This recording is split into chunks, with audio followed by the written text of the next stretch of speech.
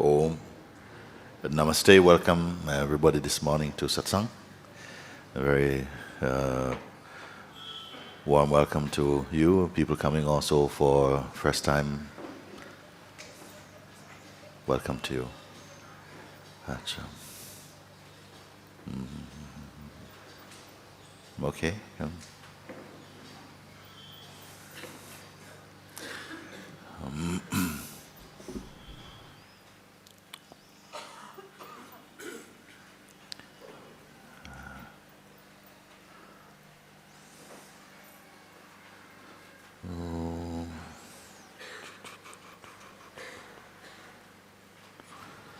Namaste, Mooji. Namaste. Mooji, I have get that should ignore everything. You should ignore everything. That should ignore everything? Yes. Oh yes, very good. It's great for the world. Might be good for the self. Well, I'll carry on then. Can I have a little tiny cushion just here? Just here for me. Someone has a little thing? But don't make so much fuss. You carry on about it. Alright, so ignore everything from temples, malas, whatever technique is there to address anger or happiness or sadness. Ignore everything. Thank you. And just be in the self and allow the self to take care of all this.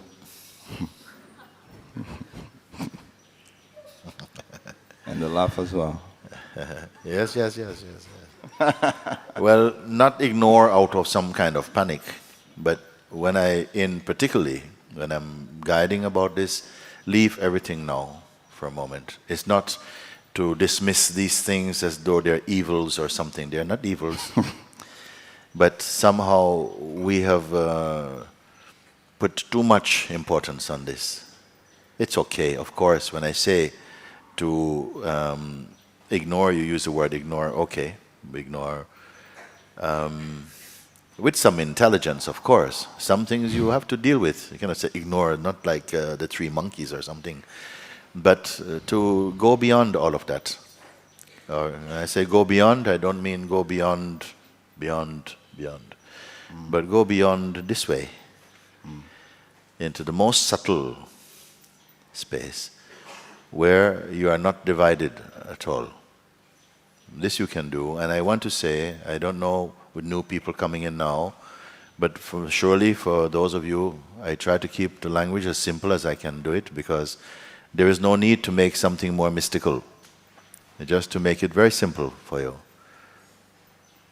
Try to follow what I am speaking internally, not just with your mind, but because always where I am speaking it's coming from that space, and it's pointing to that space within your own self. Try to see that it's not about learning and collecting information or taking notes, but somehow direct recognition.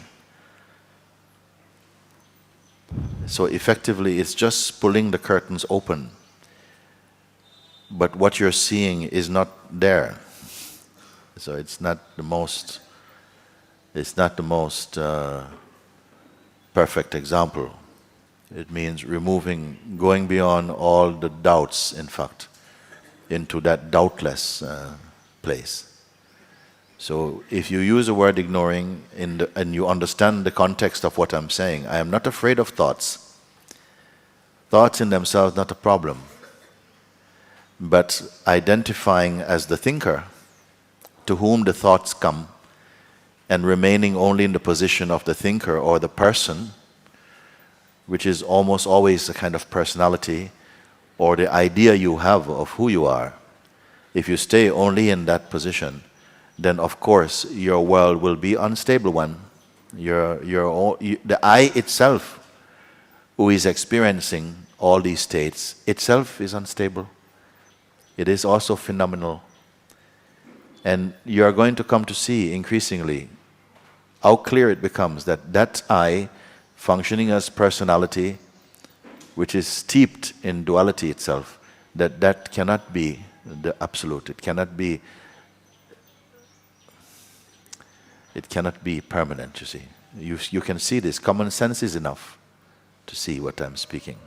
Yes, Yeah, I can see that. I also can see it is all veils and veils of illusion, curtains and curtains, Yes. and the being is just there. And Yes. but when it's there, there's no question. There's not When even is it not there? when he's there. Yes, you say when the whole everything, when it's just that. Yes. You say, when it is just that, when is it ever not just that? Only when, you should say actually, when your attention somehow goes again towards identity and what the identity is suffering from, then chaos comes into your world again, like that. Yeah. When you are at first deliberately consciously conscious of your true place, which is the unmoving. It's not a place like other places, but just the unmoving. Every human being should know that unmovingness inside you, in front of which all that is moving is taking place and coming and going. That's all in time. But from where you are looking, if you follow my pointing, there are no events there. Who can see that? Who is sitting here? Who is confirmed in that seeing?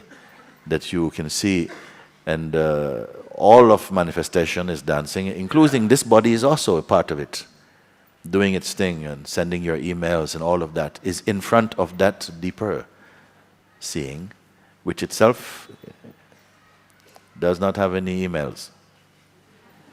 It doesn't know Facebook. It's not anything involved in anything at all. Yet the two can be there, let's put it like that too. Both the active dynamic expression of your life can continue because now you see that that was never really in the way. Nothing is in the way. Ultimately, as you understand, nothing is in the way. These are just thoughts that come from the domain of the mind or that dynamic consciousness. You are to look and to see if you can confirm. The words are helping. They are pointers, really, pointing to look. Then you must complete that seeing inside your own self. And it's not incredible. It becomes increasingly simple and clear even to your mind. The mind also is growing through the inquiring. It's becoming more sattvic, more pure. And then the mind merges into pure intellect, you may say, pure intelligence, not personal anymore. It's not just a servant to the personal idea we have of who we are. Mind itself transmutes into pure intelligence, which is not different from the self, you can say.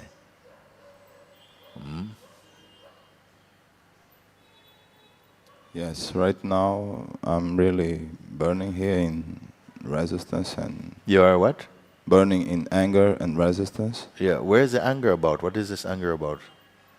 Where? Right here? Yes. But the anger, have you identified, looked into it? What is the story? What is the message inside it?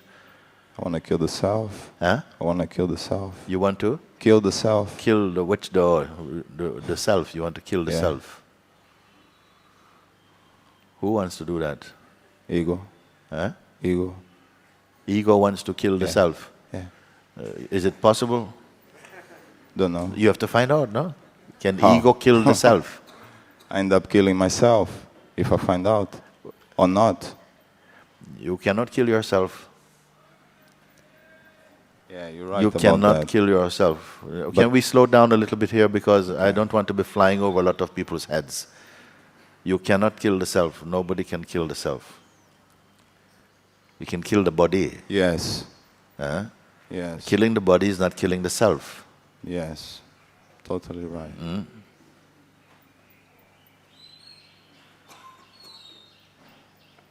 And it's completely pointless also. You cannot even kill your misery by killing your body. you only kill the misery of other people who suffer your projections. they, they probably feel, oh, actually he's gone. But and anybody who is really not in service to their own self, in truth, we are all nuisances for each other. Because you have demands, you have requirements, you have projections which are not true. And even the people who love you, they have to suffer you. Isn't it? They are the first in line, they get the first bullets. So killing the self simply means maybe to transcend your own egoic mind, isn't it? There must be like that. You cannot kill the true self. You can kill the idea we have of who we are, which, by the way, is always changing. But at a certain point, it becomes so unbearable. And this unbearableness is also grace that helps you then to say, no, I can't stay on this level anymore. I must go deeper. I must find a place where this mind is not. I must find a place where the ego cannot be. This is correct sadhana and attitude. But there is mental institutions in the world. No, institutions. And prisons as well. You cannot escape the ego in prison or mental institutions. Sorry. But I've been through this before. Really. Yes. And I end up going to mental institution, not by myself going there, but my folks throwing me there without even signing anything, which was actually illegal to do that. Why don't we do something now, in the time that we have, the short time we have, no? Then Okay. you really try and follow, like you are falling over a cliff, and you're hanging and you're fading in strength.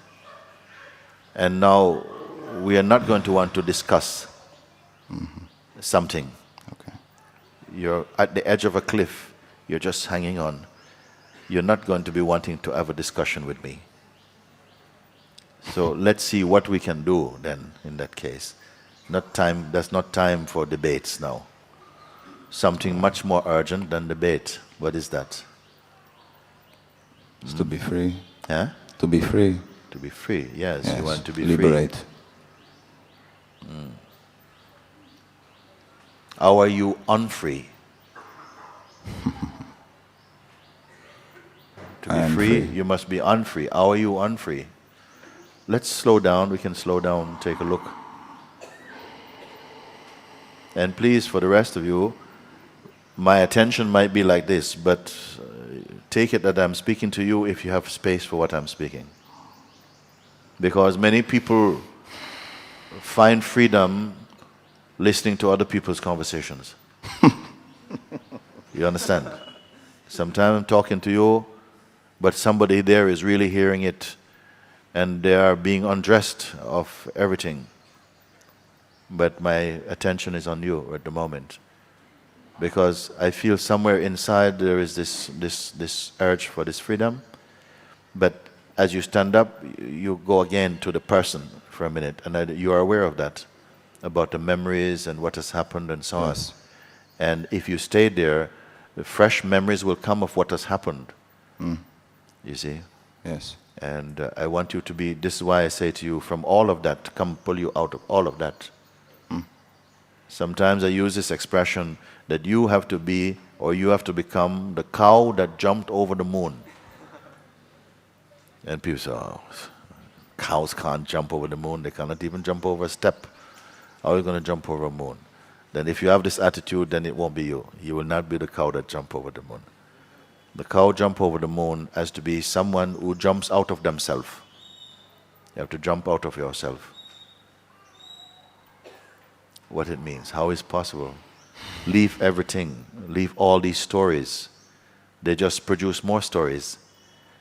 Someplace in Mooji, you, you're aware of all of this, isn't it? Someplace. I'm able to do that immediately. Oh, do now then? Yes, but when I go out of this room and if I fall again, it becomes even bigger. You know, That's the thing. Let me tell you a story what happened. A woman, two friends meet. Yeah? They grew up together, went to school together, and then life, they separated after school and they didn't see each other for 20 years. And through Facebook they meet again. And they say, listen darling, one of them say, I have a nice house in the country, nice whole house, but it's beautiful here and I'd like to invite you to come and spend at least a weekend. Let's start with a weekend, you come. So they met, and the one traveled to the one who lived where the house is.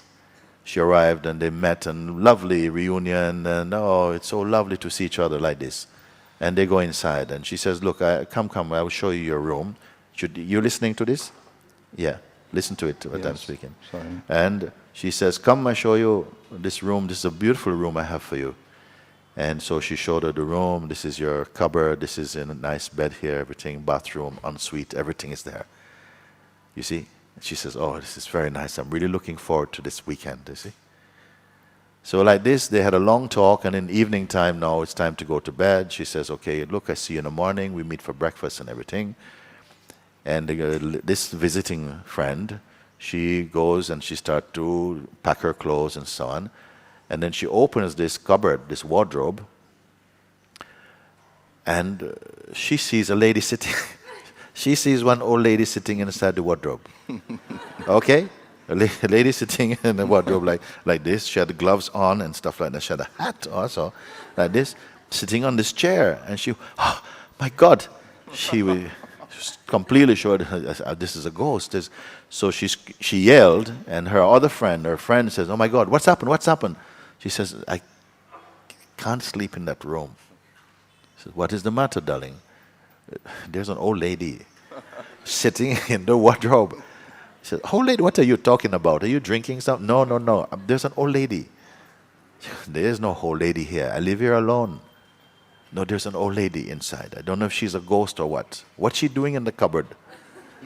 She said, no, come, let's go. And she went upstairs. She opened the cupboard and she saw that what happened is that there's a stand inside the cupboard, and she had some clothes there, she had her hat there, she had her gloves on the seat.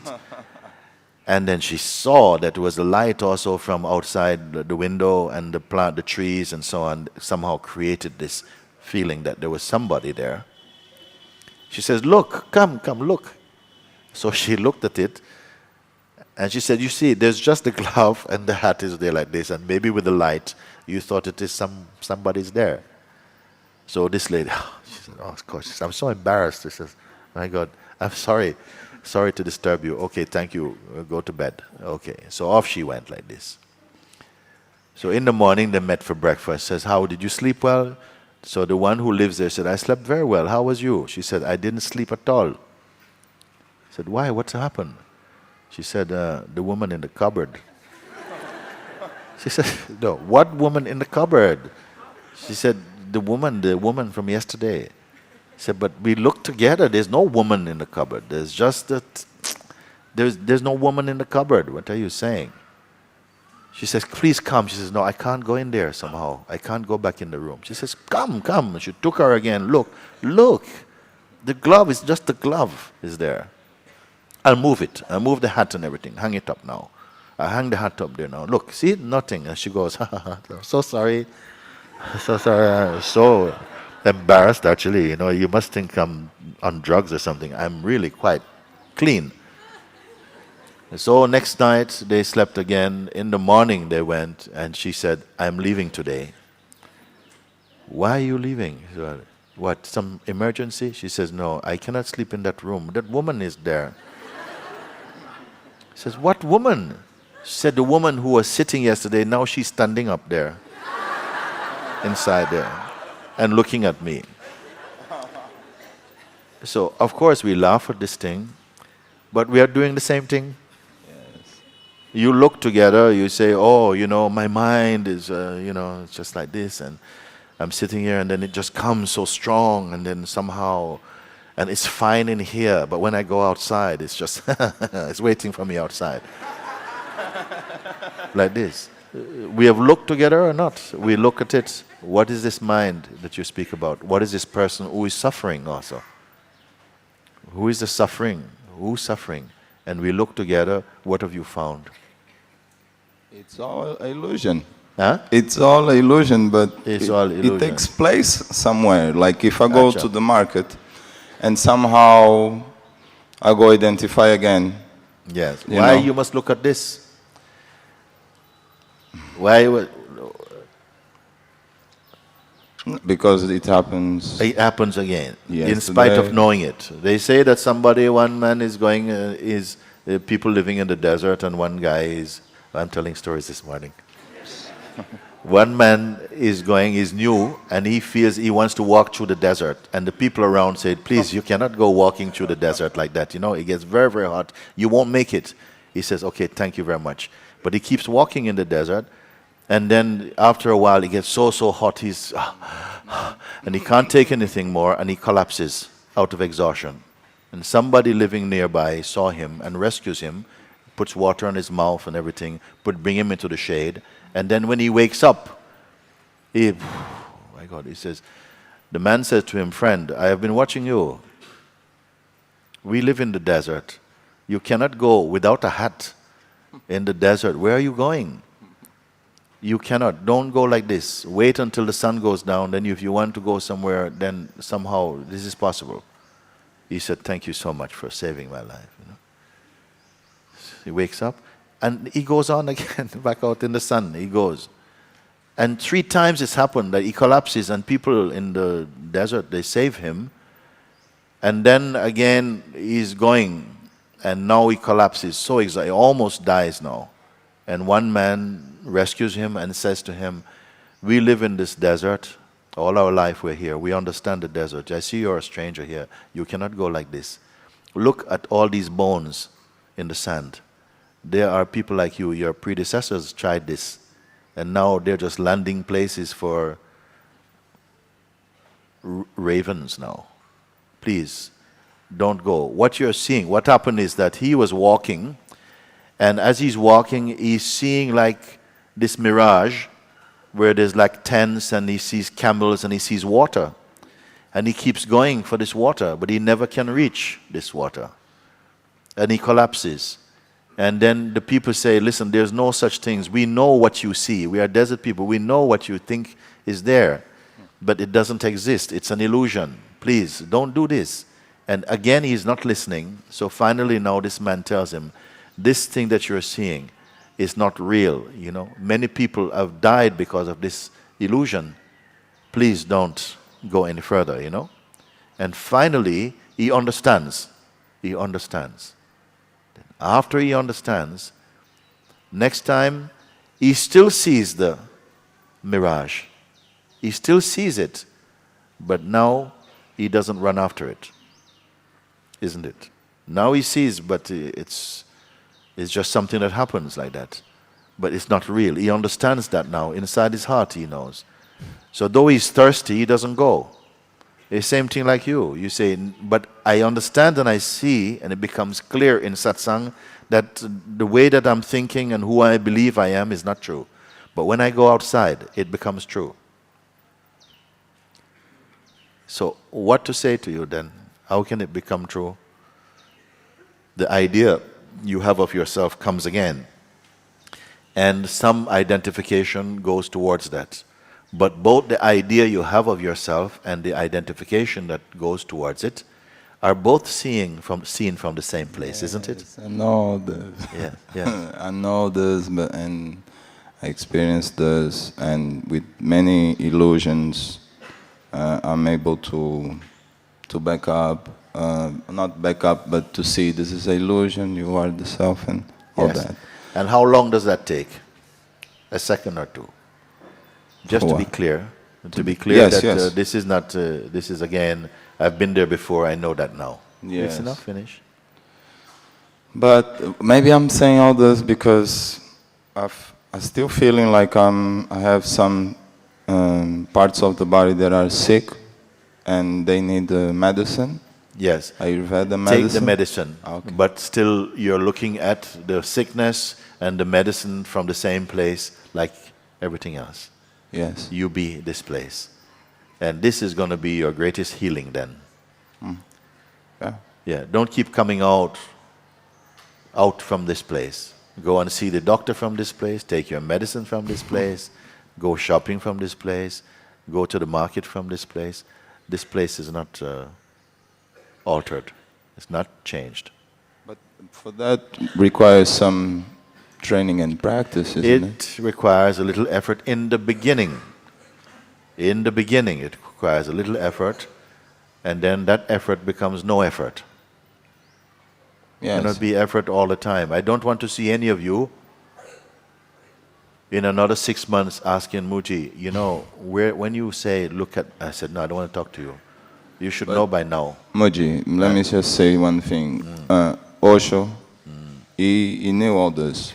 And he created all those devices, the meditations and all that. And he even said that the Japanese were able to do the martial arts or the movement of the body with the self.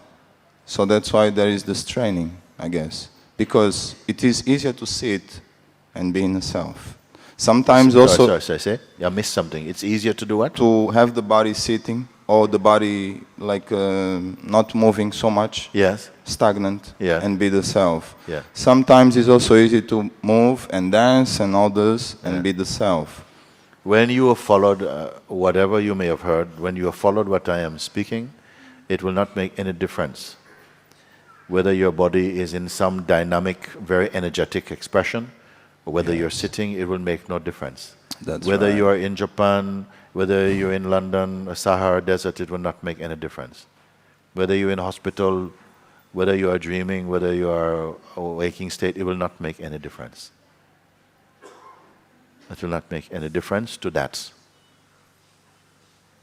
Now, if you listen with your mind, what I'm saying may not have any appeal for you, because your mind will imagine, look, you don't want to go there because nothing happens there.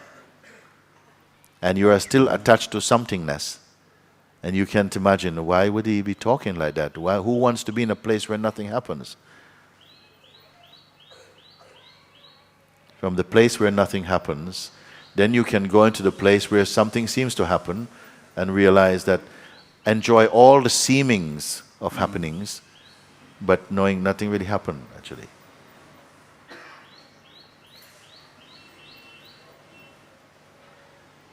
I know that by experience, I guess. But I still feel for myself that some training is required, and that is sufficient training is given. The training is just to inquiring. Well, evidently you can't do it. Just keep quiet. What it means, keep quiet. No, keep inquiring. Quiet. Inquire. Inquire for as long as there remain some doubts. There will come a time when perhaps the inquiry will fall away also by itself. When you have reached home consciously, then no need like that. Then it's clear for you. So maybe last week was just a presentation of where is home. Pardon? Because I had this experience of really coming into home last week or whatever, yeah. And every time you are talking here, this actually gives me the confirmation of what you're saying. It is. Yes. You know, it's. Yes. It's not a doubt here. Yes. You know, because the mind is like already, it knows, okay, this is real. And you have the master inside you. And he's able to answer all the questions. He's able to bring all this in. Like the other day I was with those heavy thoughts of brother and father, and I'm sitting and meditating, and suddenly inside the self, just like just vanish. Yes. The self is not an experience. The self is not an event. When you really have understood this in your heart, then the activities of life may continue in its own natural functioning like that. It doesn't interfere with this uninterrupted peace and joy, this wisdom, which themselves are only the perfume of the ultimate.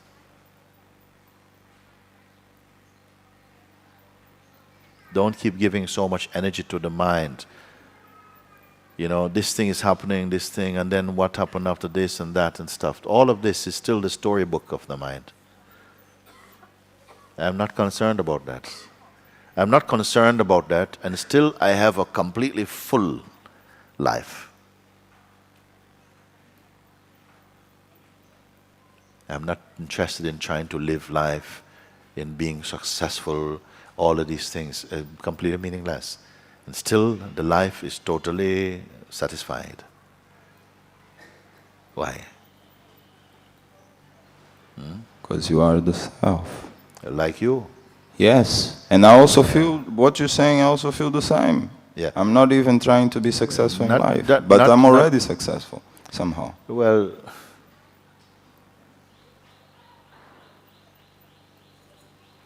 it's not in the words. It's not in the words. Okay.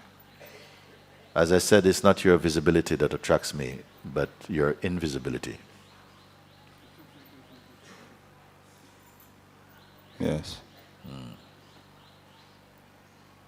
When I met my own master, he said like this: if you wish to discover the truth, you must vanish. Now, what kind of instruction is that? How do you vanish? It's not the mind will say, it's impossible, how can you vanish? Being the self, How are you going to vanish? What technique to vanish? go back to the It self. was not for your mind. It was not for your mind to follow an instruction. It was almost like a mantra inside your being. And it completely burns your house down. How do you know how to vanish? Sometimes you go to supermarket, you see a washing powder that says vanish. If you drink that, you will not vanish. How are you going to vanish? Nobody knows how to vanish. But the Master's grace, put all the things that could not vanish, put them in the fire. This is the grace, you see, also.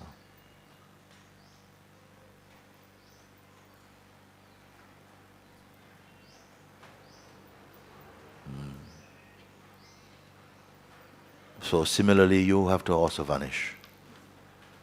Vanish inside yourself. Yes. And don't ask me how.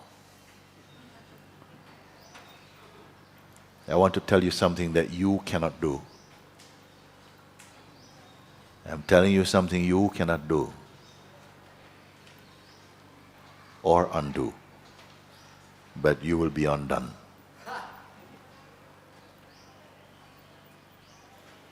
Don't hold my words inside your head.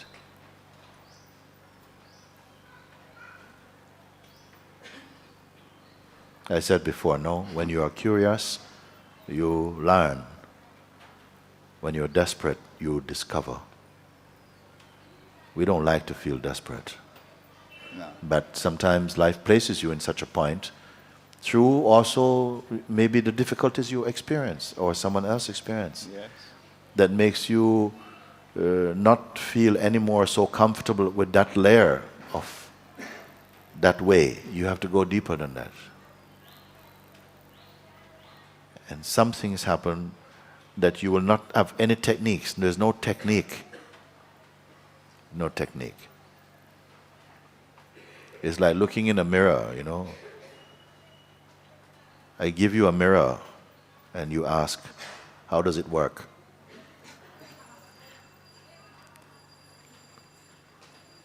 I want to see my face. I give you a mirror and you ask, how does it work? Little intelligence is needed, that's all.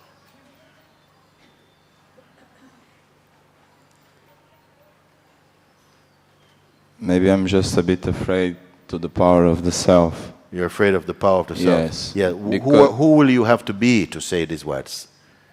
The self is Personality. yourself. The self is Yes. yourself. Huh? So who will you have to be to say this type of thing?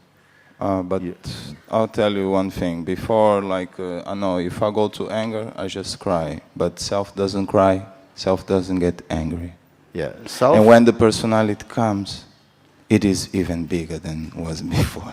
Sorry, when the personality comes, what happens? Yes, because I'm not already stable in Yeah. this, fully stable. Yeah. So I go, and it is very beautiful. It is where one is meant to be.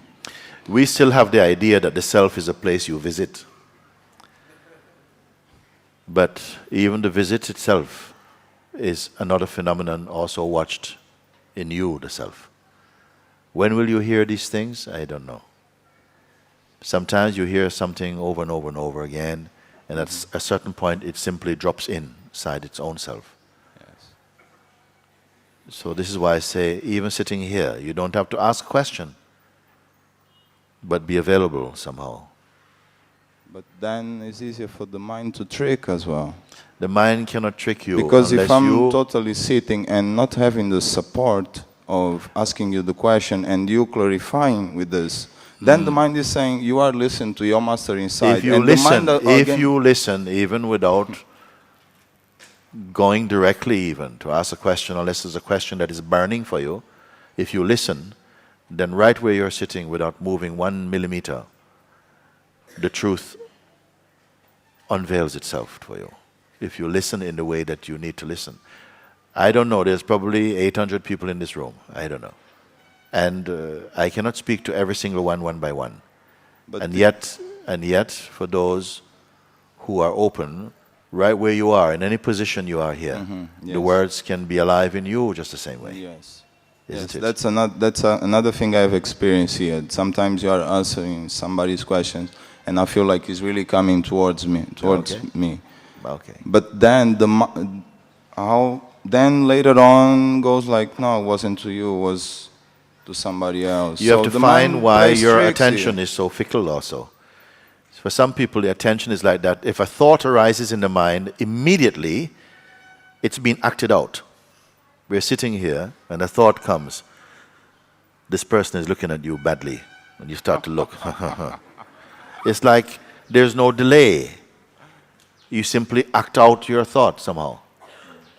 But there's a space in you always that I say, but you're aware of that. Stay only in the place where you're watching this.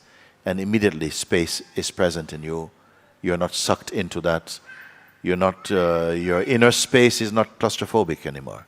Immediately you sense, but whoa, there is space here to see these things and not to be stuck to them. Let's leave it like this for the moment, please. Thank you, Mooji. Thank you. And continue to be here with a very open mind. Yes, till the end. Very good. Thank you. Come. Yes.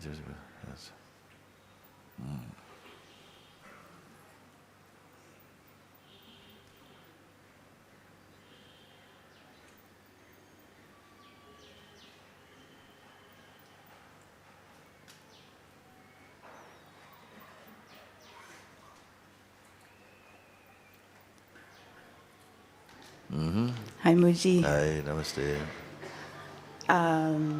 I left a box of matches in your question box, but I don't see it on your table, so... You left a box of matches? Yeah. Was that to burn yourself? Or Yeah. To But set yourself on fire?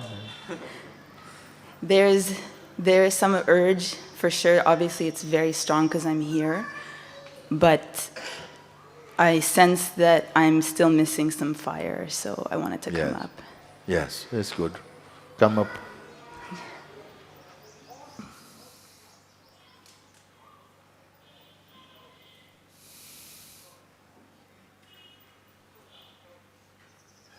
Very good.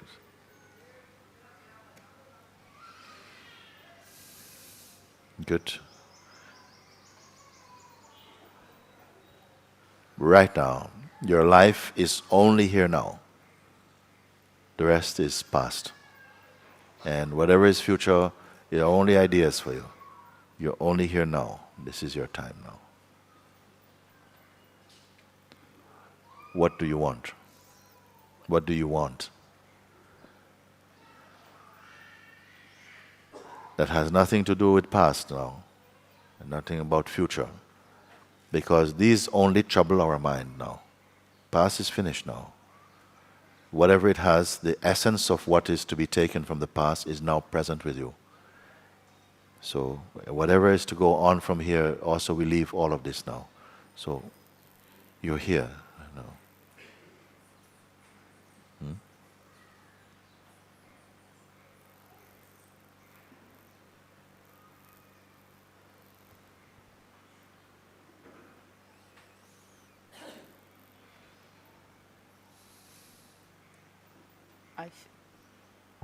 Good try now. I feel that I have a will to be here, and Yeah. at the same time I don't. Or something inside is running, wants to run away, Not so much running, but hiding or hiding. same thing, I guess. So already, actually, nothing can hide from you. You see? Something wants to hide, but the fact that it wants to hide, this already is also perceived. And now, that which is perceiving, the sense that there's something hiding, maybe an aspect of my personality or something is there, seems to be hiding. It doesn't matter. That which is hiding, has it taken anything from you? Are you 100% left? The one who knows of the hiding part. Is it missing? Like, is it only 85% is here and 15% is hiding, or 100% is here with the sense that something is hiding? No, it's 100% here. Yes, yes. Yeah. Whatever is hiding and so on, it's only a kind of an amusement for the mind that wants to feel like that is something significant. It's not important. The important thing is to just be only the awareness itself. Now something says, yeah, but I need to really look at that thing which is hiding because maybe it's very important. Then I will ask you, to whom is it important? It will only be important to the idea you have of who you are, which has other ideas about itself.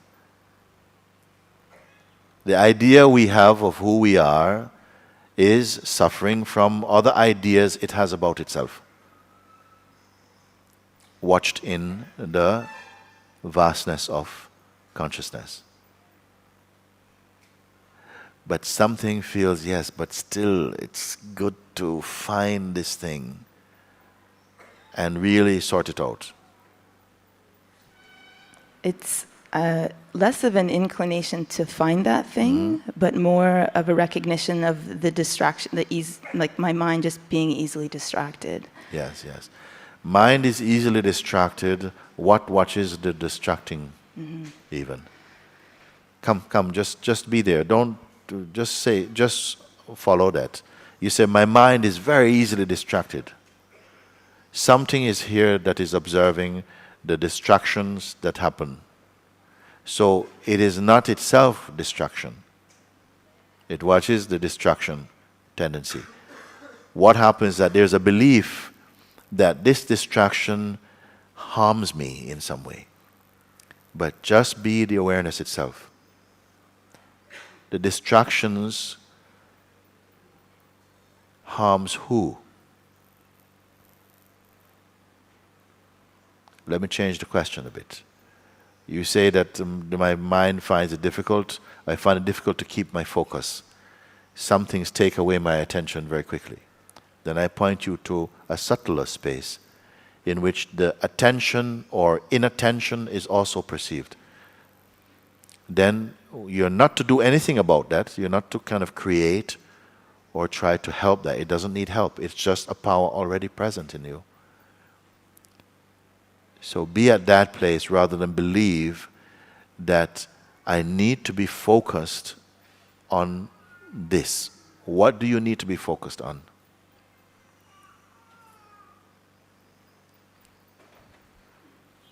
Why distractions matter so much? Your mind is moving about different things. Sometimes because of the play of the senses, it's taking the attention to some direction. Sometimes it's just it wanders off into some story or something like that. Yeah. if it's the mind that I understand it's not separate from the self. Okay. On some level, I see that, but the mind, I almost need the cooperation of my attention, don't I, to have this realization? But if my mind keeps wandering or becoming distracted. Can I tell you something? What your name is? Nada. Nada. Okay. Nada. When this body was born, in fact, it wasn't even this body, but when the body was born, did it arrive with the name Nada on it? It had no name, isn't it? Then someone thought about it. Let's call this child Patricia. No, maybe Nada. So that wasn't a fixed thing. It was offered. Let's call her Nada, for instance. Okay? So you did not know Nada. Doesn't mean nothing to you. At one point you don't even know what father means, or mother, or doctor, hospital, birth. None of these things you know. At some point, through the love and attention and the repetition of the name and so on, the consciousness which is there embraced the name Nada. And thereafter, it feels, I am Nada, isn't it? So the name which was not original was offered, and then do you have to remember each day that you are Nada? No. And no matter what you're doing, in the flash of a second, if somebody goes, Nada, you say, huh? Did you remember you're Nada? Suppose you're doing 10 things. You have to do so many things. And somebody calls, Patricia. You still continue. Nada, yes? Like, isn't it? Did it take you any time to think, oh, that must be me? Nada? Oh, yes, that's me. No, it takes no time at all. Isn't it? In the same way, how much more time will it take to know that you are the consciousness that is holding the impression of the name Nada? Do you follow what I'm saying? I'm going to say again. Your name, which is not original, was offered to you, and then once you accepted this name, the consciousness that you are accepted the name, then the name became automatic for you. Like, if you want to call it remembering, I don't know what category you will call this. But you don't have to be practicing your name anymore. It seems it's right there, and it's also phenomenal. Okay? So under any situation, even if you're going into unconsciousness and someone calls Nada, something responds, it takes no effort at all to respond from the position of this name. Then how much effort does it take to respond from the consciousness which is holding the impression of the name? So therefore I say, we have the idea that we can forget ourselves and believe this idea into existence. You are there before remembering and forgetting. You are the one who watches remembering and forgetting. We have been cultured to believe that awareness is something you can separate from. But any separation is already arising in the awareness, because there cannot be any feeling of separation or union without the root awareness. You may have to contemplate this a little bit. But if you understand this in your heart, it's finished for you. We have an idea that we must practice mantras and prayers and pilgrimages to discover the awareness that you are. But all these practices will be conducted in the awareness which it effortlessly is already. Who follows this thing? We are conditioned to believe that we can remember and forget ourselves as awareness. That the mind moves a certain way and I'm distracted, therefore I'm not aware anymore. But that you is aware of something. But there's an awareness which is not aware of, but aware of arises in that awareness which is unmoving. These things, simple as they are, can feel to be monumental mountains to climb if you stick only to the identity of being a person.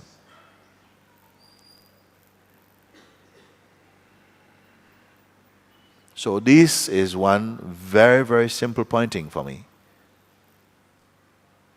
You cannot forget or remember awareness, because the remembering and the forgetting already takes place in awareness.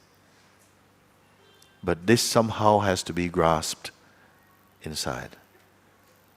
And then you will see that all the functioning of the body and mind are automatically happening.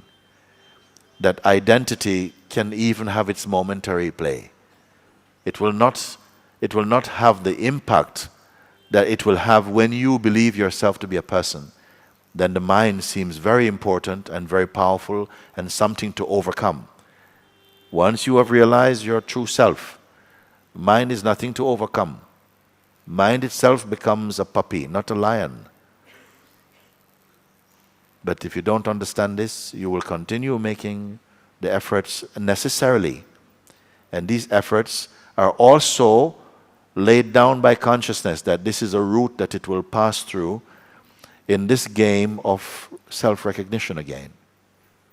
What I'm pointing you is something that's very direct. I'm putting a mirror in front of you, not a map even, for those of you who can look into the mirror. Sometimes you so much want to go on a path. I put a mirror and you will throw it away. You say, I want the map. Then I'll give you the map to show you how to be where you are. I'll have to give you a map to show you how to find yourself.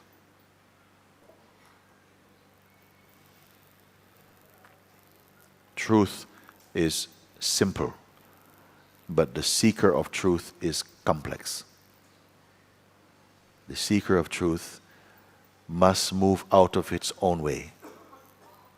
Satsang is the perfect remedy for that. This is what is taking place here.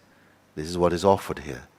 And just in your sitting here and allowing the words which are functioning like a light that is scanning internally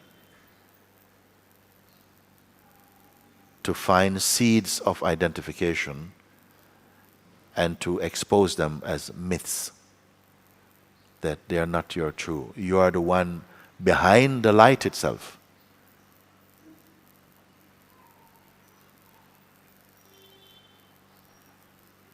This is the direct way. And this is the pathless path.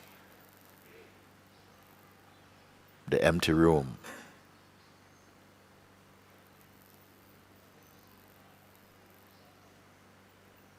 Let's come back.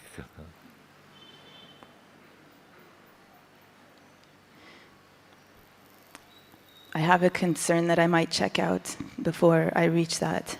Check out mean? I don't know if that's even possible, like just abandon the inquiry. Yes, yes. It's good that you say.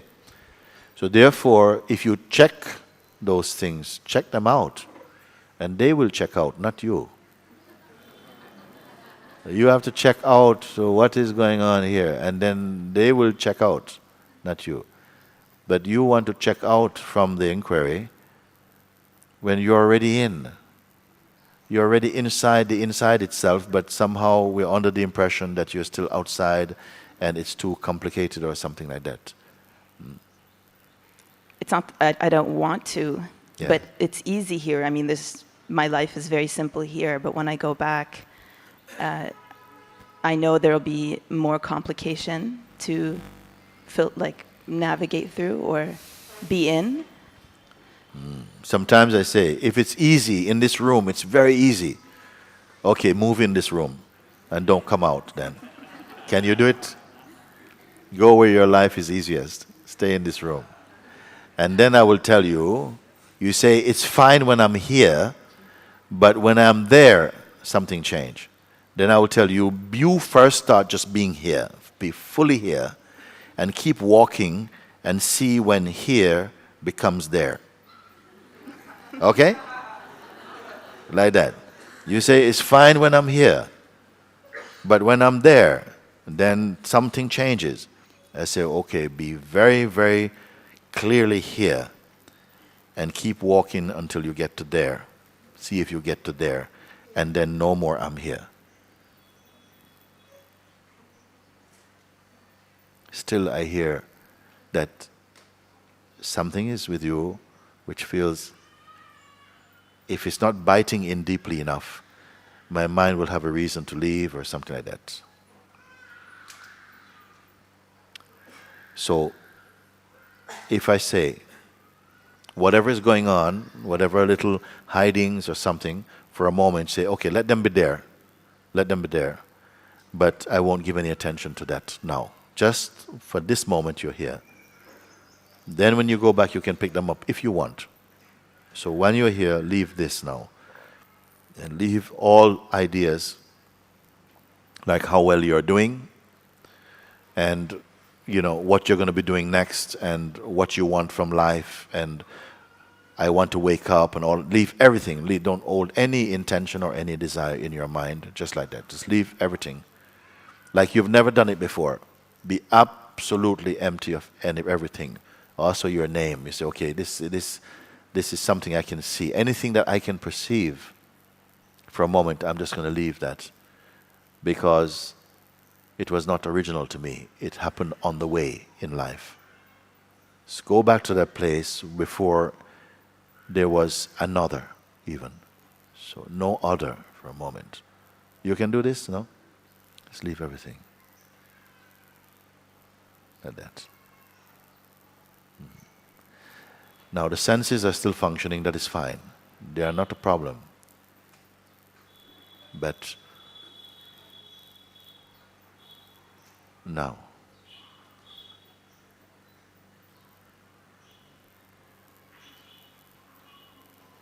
what is here now? Even blank, something blank, okay, leave that aside also.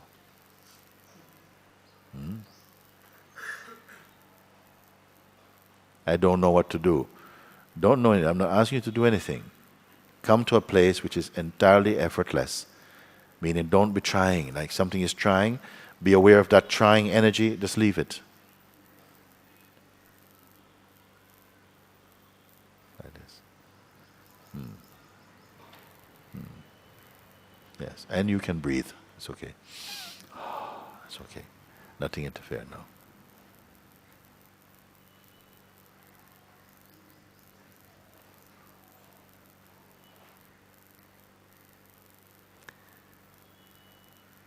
Who are you here now? What is here?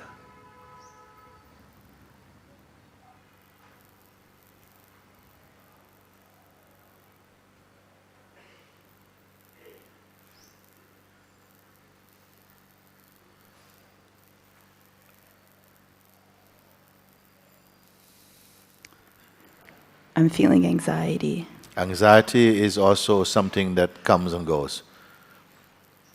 Okay?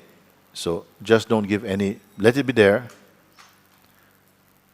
but don't be trading with that for a moment. Let anything, leave your existence to existence. Okay? And come inside this place. Just be here, in this empty room.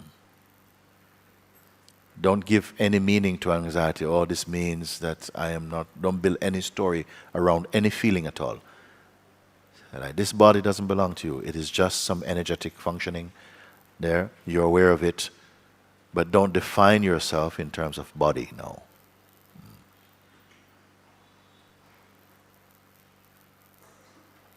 And don't be inventing or imagining anything. It's a place of complete neutrality.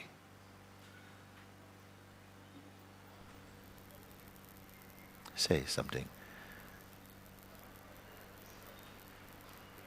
I'm just finding that difficult. Yes. I've had that experience spontaneously a few times now, but it just seems to happen spontaneously. No. Like Yes, it can happen spontaneously, but it is always here.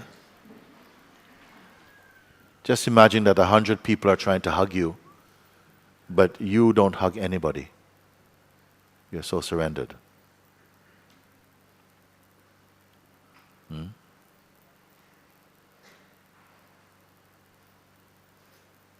Doesn't matter if there's feelings in the body. Just for myself I'm speaking. Now you're me. Any feeling is in the body, can be there, it doesn't matter. I have no story to tell about it. The dog barking, what does it mean? Doesn't mean, it means dog barking.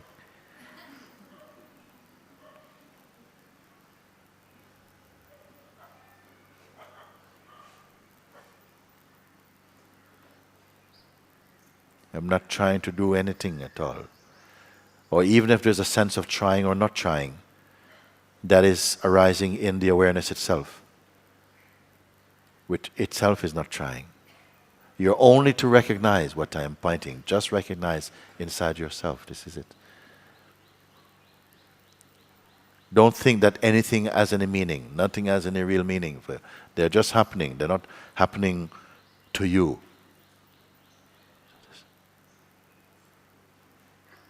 So let them happen.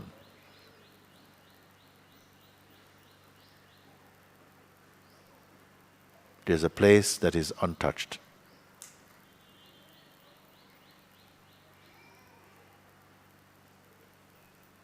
All my words are pointing you there. It is not a dead space. And it's not a marketplace.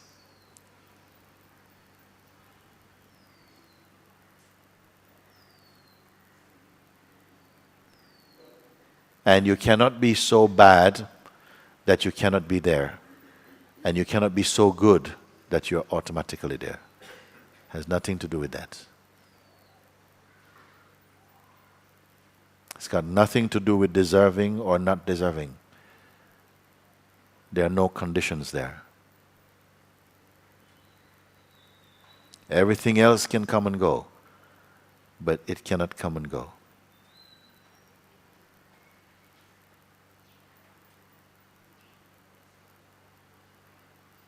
Speak.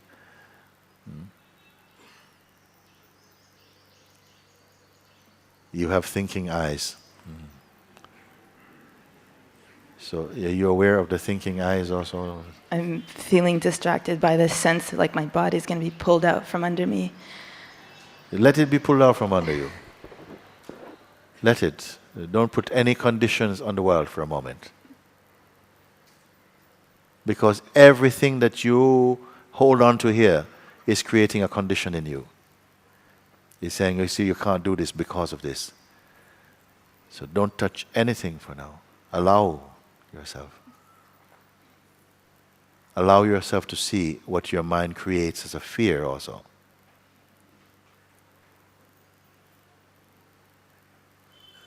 Use this urge that you have for freedom.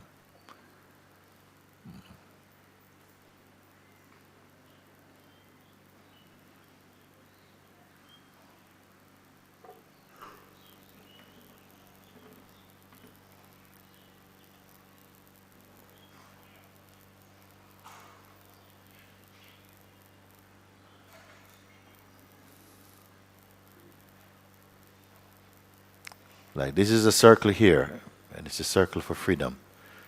Will you step inside this circle? Are you inside?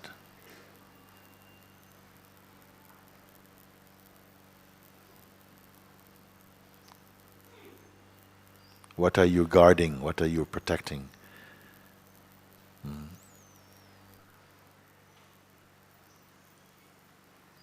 Whatever fears they are created inside the mind, not in the heart, not in the self.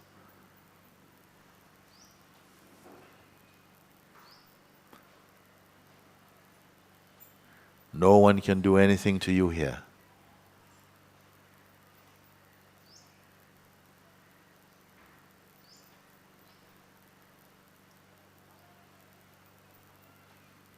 Here you will know, I cannot be possessed. I have never been possessed. What I am cannot be damaged. It simply is not like that.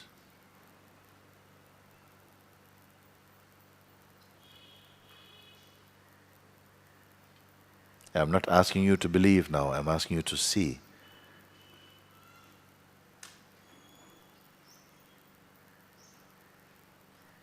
What is in the way, if there's such a thing? What is in the way now?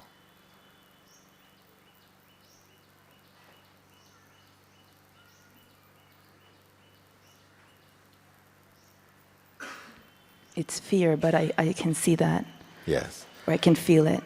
Yes. Something can only be in the way if you're going somewhere. Something can only be in the way if you are going somewhere. Where are you going? Was fears in the way? In what way? Of you being here? It stops you in what way? That I don't want to be finished with experiencing. I'm not finished with experiencing. Experiencing happens as long as the vital force and consciousness is here and the body is here. The activities of life will continue. In fact, more beautifully. Not that they become more beautiful, but they are perceived from their beauty. Life can be many things for many people. It is perceived according to who you are. If you are beautiful, life will be beautiful. If you are anxious, life will be full of anxiety. Your mind is creating a picture like you're entering a kind of death. But the fact is you're leaving death. Here you must trust a little. And you must also see a lot.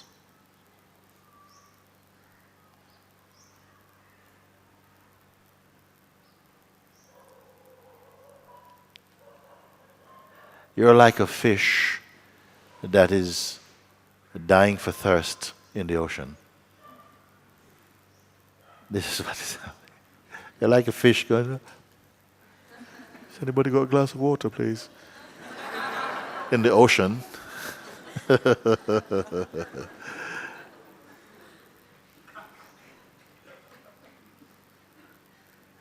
And if I drink this water you're giving me, I might drown. This sounds a bit like this. Such fears, believed in, identified with, keeps us feeling bound, limited. They have their place for a while. Sometimes fears help us to remain humble and to somehow generate some motivation to search, to go beyond fear. But up to a point, it cannot come into this room, into this space. At a certain point, you yourself are guarding fear, believing fear, protecting fear, because you think you are something.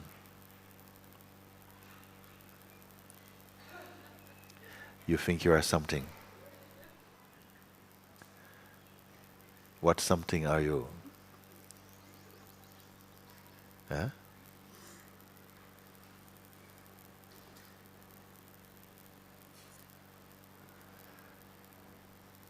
You think you're sitting here as a woman who soon will go back to America and all of these things.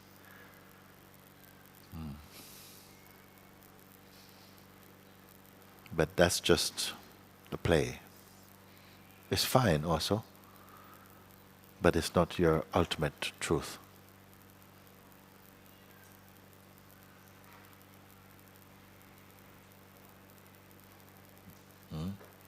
What is holding back also is not you. What is holding back is not you. But you have identified with that tension for long enough, in fact. The self does not know how to hold back or to go forward. It's meaningless for the self.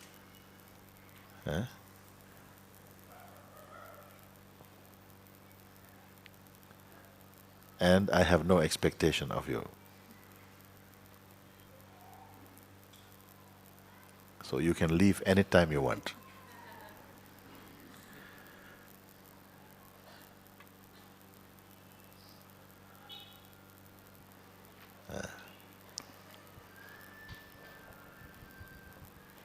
You are just the awareness.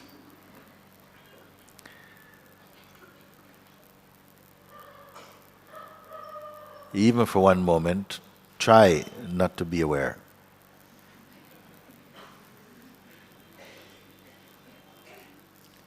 Try, don't be aware.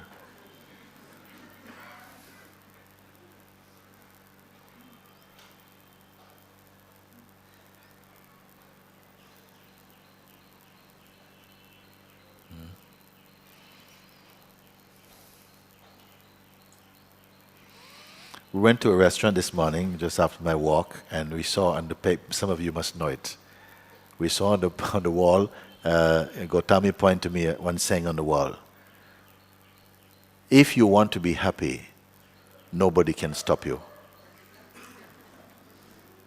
If you want to be happy, nobody can stop you. If you want to be free,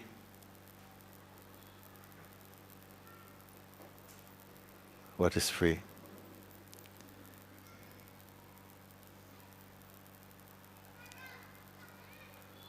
You are also free.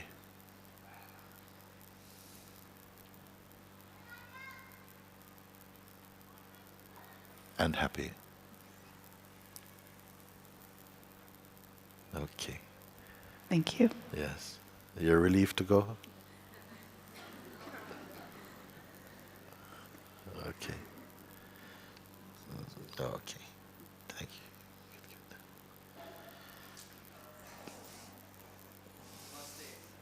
Ah.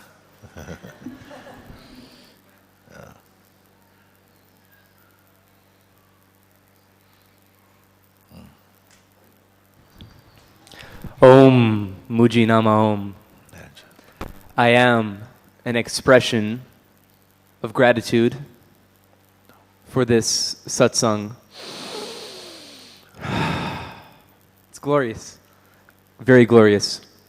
I am humbly asking you to peer deep into my soul, deep into my being, deep into whatever I am, and tell me, is there anything left for me to see? Because I feel as though this is it.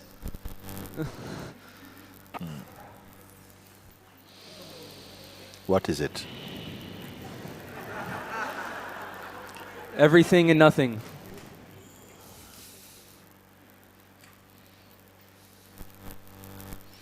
Yes, everything and nothing beyond the concept of everything and nothing.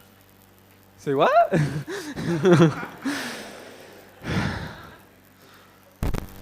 You understand? I don't think I'm supposed to understand. I don't think it's of any difference if I understand at this point. It's just... It's good enough. It's good enough. Really? Okay. I am free. It means nothing. I am free means nothing. I am bound means nothing. Only your belief make these seem like something. Even I am means nothing. Also I am means nothing. I love you. I love you too. This means nothing though, but it's nice to hear. And I love Well, you. I don't mean it in some dismissive or cynical way to say it is nothing. It is divinely nothing. And somehow coming to that place of nothingness, I don't want to just be sharing spiritual cliches or something, because I respect your coming here far too deeply to simply say, oh, it's nothing, nothing, nothing. Yes, but because you've been following and seeing that all these superstructures of concepts and so on, and all these great studying and scratching your head and so on, they play a part somehow and are contributing to what you are this very moment.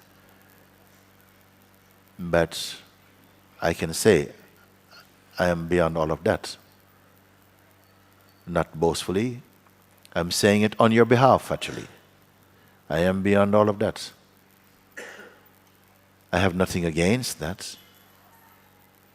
I enjoy and I'm grateful also, I can say myself, for the functioning of the senses and the perceiving, the taste of all these flavors. There's a gratitude, a natural gratitude and appreciation for them. But I'm not the prisoner of them.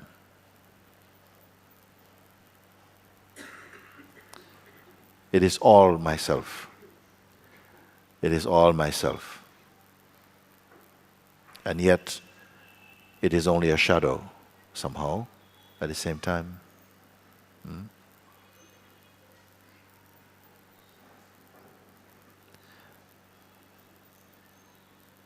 It's not so much that one loves each little unit, each little segment. All of it emanates from the same place and is the same place. The DNA of all this manifestation is pure consciousness. Somehow you come to see that, and in your contemplations you take huge steps in seeing. Great steps. Not only tiny steps, but great steps in seeing, so that you come swiftly to that ultimate point of seeing. And then somehow it seemed like everything drops. The tension of perceiving drops. The arrogance of identity drop. And what remain, you can say, is just the pure perceiving that happens automatically, is taking place.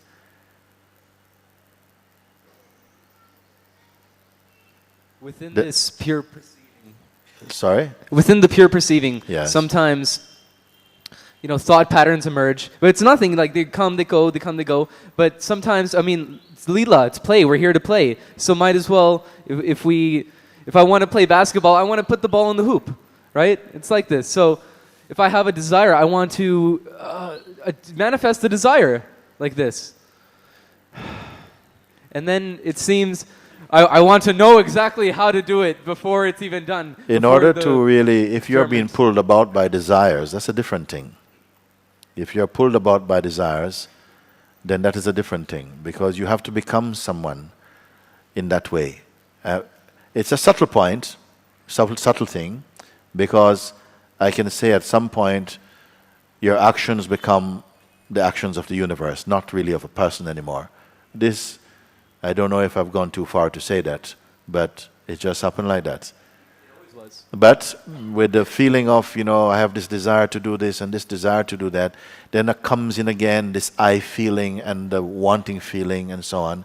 And that again is creating a sense of mischievous duality.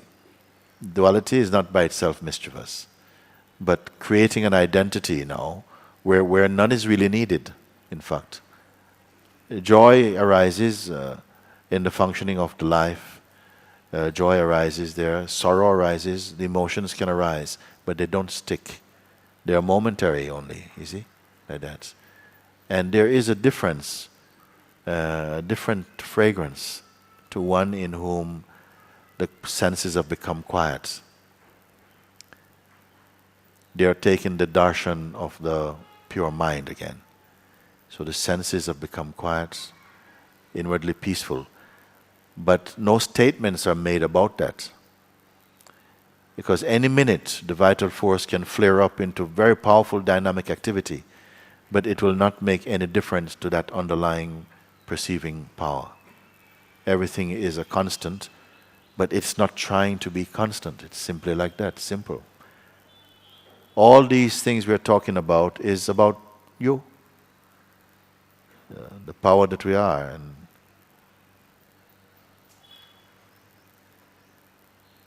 I no longer want to identify as this process, the human. This is the self, the universe is saying this, but through the process of speaking. It's fine either way, but it'd be beautiful if I just never again. say again? It's fine either way, but it'd be beautiful if I don't, because I'm going to hear thoughts, But I already know the thought. It's like the sound of the environment. It's all the environment, but it's like If this, you know. you feel that thoughts and feelings and sensations pull you around, like walking with a big dog, and it's just pulling you around, so it's not you're taking the dog for a walk, it's taking you for a walk, then it means that somehow we have reshaped into the form of being a particular person again. This is not an absolute truth. When such a thing happens, you can just again be clear and allow the sense of being pulled about to be seen and recognize that it's only another phenomenon. It has no substance, actually. You've clarified that, not a belief. You will confirm that in your seeing by resting in the point from where seeing itself is seen. Then it neutralizes all this poison is neutralized. Poison meaning the sort of belief that these thoughts are something hugely significant for you. They change. The orientation is different. You see? This is the power of the inquiry, because each time it brings you again to emptiness. The things I'm saying, you cannot hear them only with your mind. You cannot. If you come to satsang, you'll be confused, you get a headache if you try to listen only with your mind. Therefore, I don't want to teach anybody anything. I'm only pointing you to go to bypass your mind, but not that way, this way. And to see from that place, which is not the learning place. Then some knowledge, some learning may happen automatically, but it's not your focus for that. You come into a place where even learning is just phenomenal. It's not held on to anything like that, you see. This is the beauty. How can the life be expressed or experienced from such a place as I'm pointing? I hope you are able to share that from your place of seeing soon. But really, everything becomes the magnificence of God, which is not different from yourself, actually. But your mouth may speak it like this, or may speak other words used a different way. Everything is a movement of the same oneness itself. You see that. But in each unit of consciousness, that awareness may not show itself yet. Maybe there's still functioning within each body a personal notion that will continue for a little bit. But in satsang, it is like, I say, a piece of ice in a glass of warm water. And some thinning away is happening, some melting is happening, like that.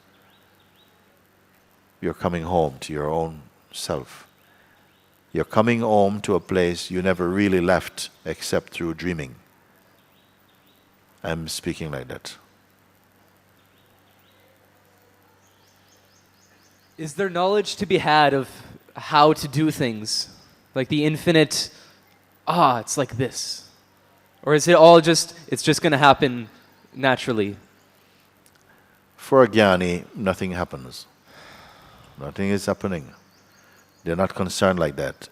But people will say, but sir, I see you doing this and I see you doing that. How can you say nothing is happening?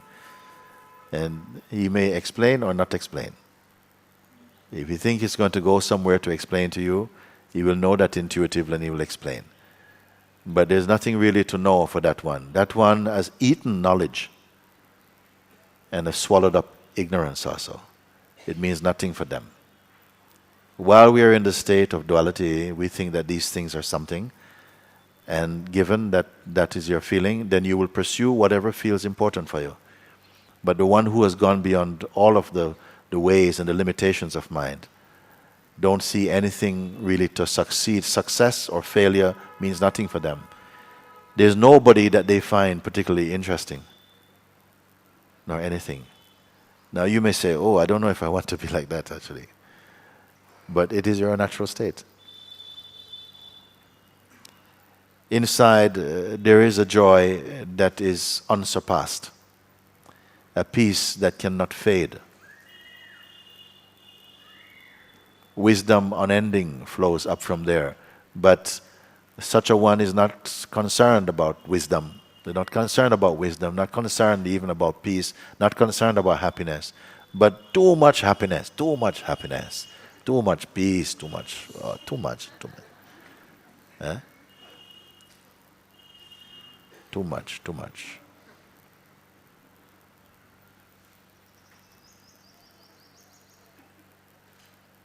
Too much.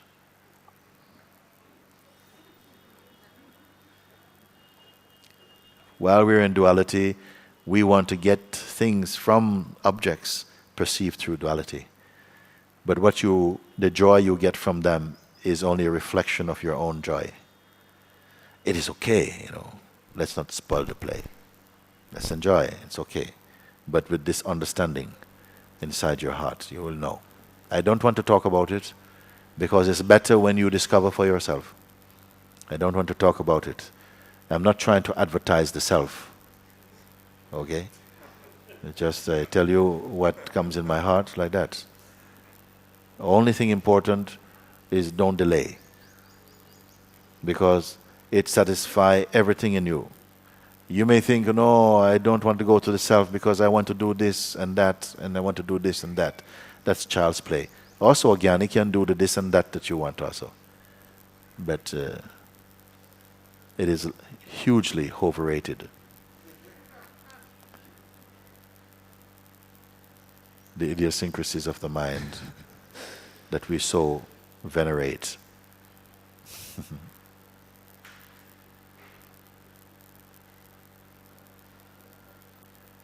Come to nothing. Come to nothing. Come to nothing. Then somebody goes, if I come to nothing, is the same as everything? Oh. Which is greater, everything or nothing? What is your experience? Which is the most profound? To be everything or to be nothing?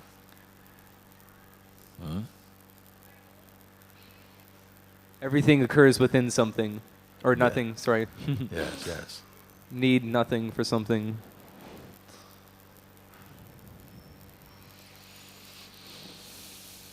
Thank you. Very good. Namaste. You say something. Yes.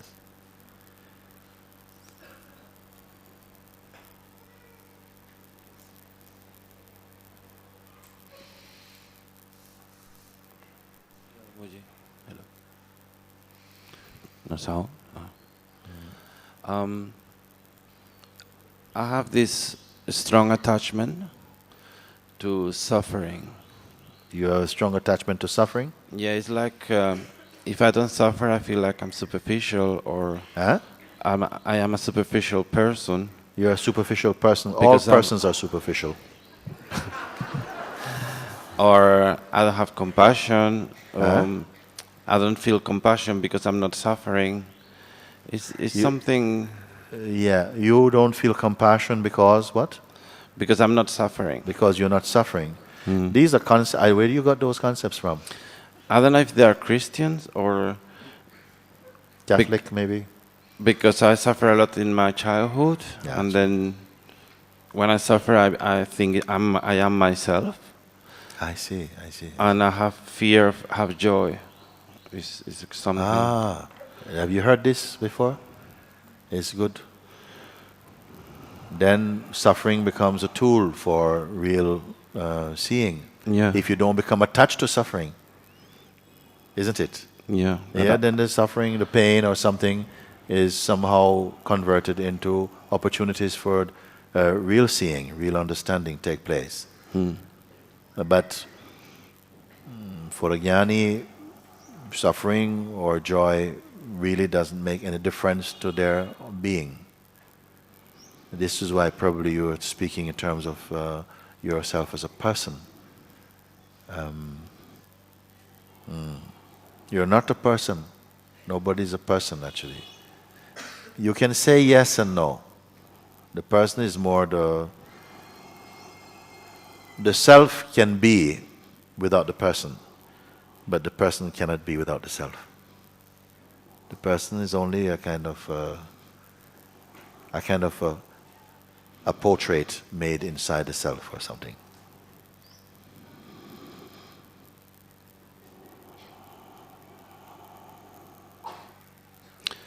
Well, I'm I'm quite a simple man in my mind, and Yes, I yeah. find difficult sometimes to understand concepts. Yeah, simple is good.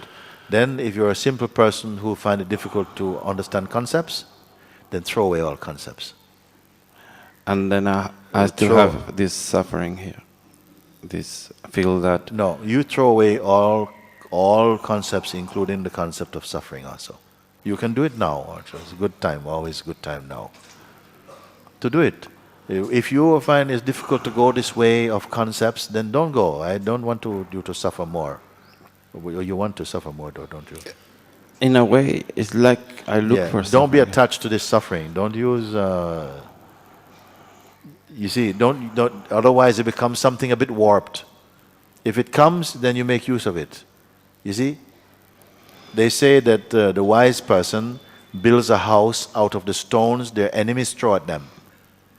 But if you don't have any enemies, don't go looking for stones to give to people to throw at you to build something. So I understand that. yes, yes. So just be spontaneous in your life like that.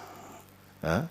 And if you say that I have difficulty, with this use of concepts and so on, then I say forget the whole lot. Then this is all. There's a path for everybody. Forget the whole. You are the Buddha with no concept.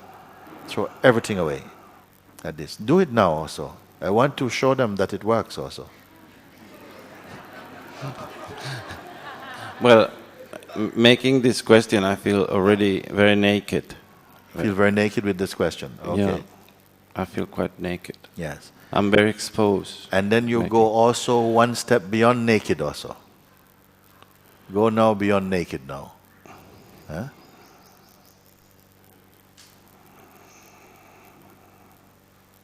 Naked also you can see. Then now go beyond also concept of naked now. Well, it's a bit like to be dead. Huh? Like to be dead. No, that's also a concept. Oh, Why don't you look and see? Don't think. Look from here.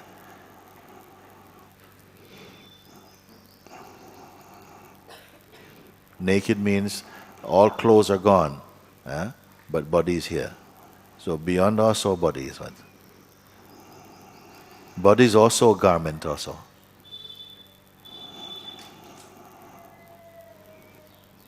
Come, you have to do. I am here to meet Buddha today. I have to meet him today. And he's so plentiful. the thing is, from that space, I don't have voice neither. You don't have Voice. voice. Yes. So better you do without voice and be free Okay. than to have voice and not be free. Then you can see for yourself, no? There are some sages, no? They're deaf, huh? Huh? Does it make them less sage, no? Also can't see, huh? They also can't feel.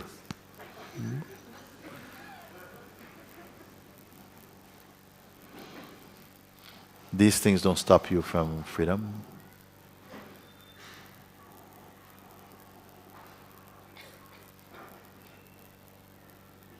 Put yourself to the test, to your own test. Don't be a reader of surfaces. You say somehow personality is superficial. All the personality is superficial. Everything is superficial. This whole universe is superficial. Why do I say like that? Because you look a bit deeply, it's already gone. Everything is like a writing on water. That's not important. What is important? Who watches this? What watches this? And as what do you watch this? And from where do you watch it? These little questions like that you can.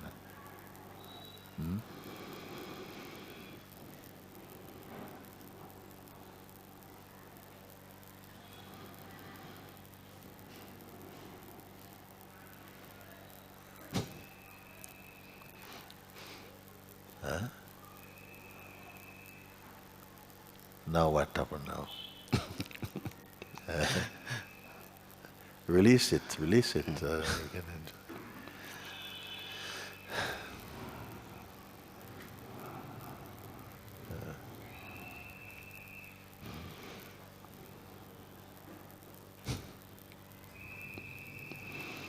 Because the mind sometimes is searching for something as what about this? No, so, no, it's not this. This one? Something is wrong with me somewhere. What about this? This one is not done. Something is wrong, something here. No, I don't see anything wrong with that. Wait a minute.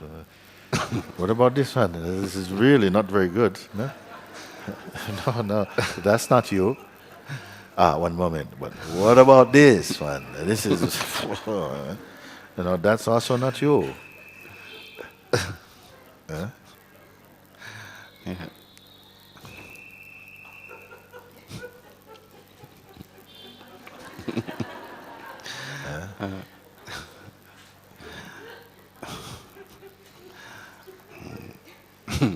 So maybe mind go blank. Mind is blank. Also not you. What is blank also?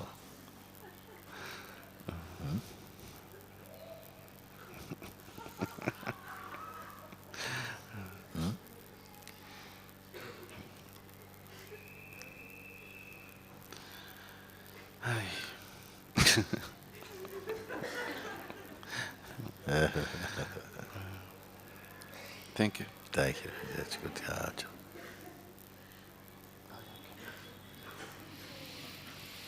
Come. You can come to the kitchen.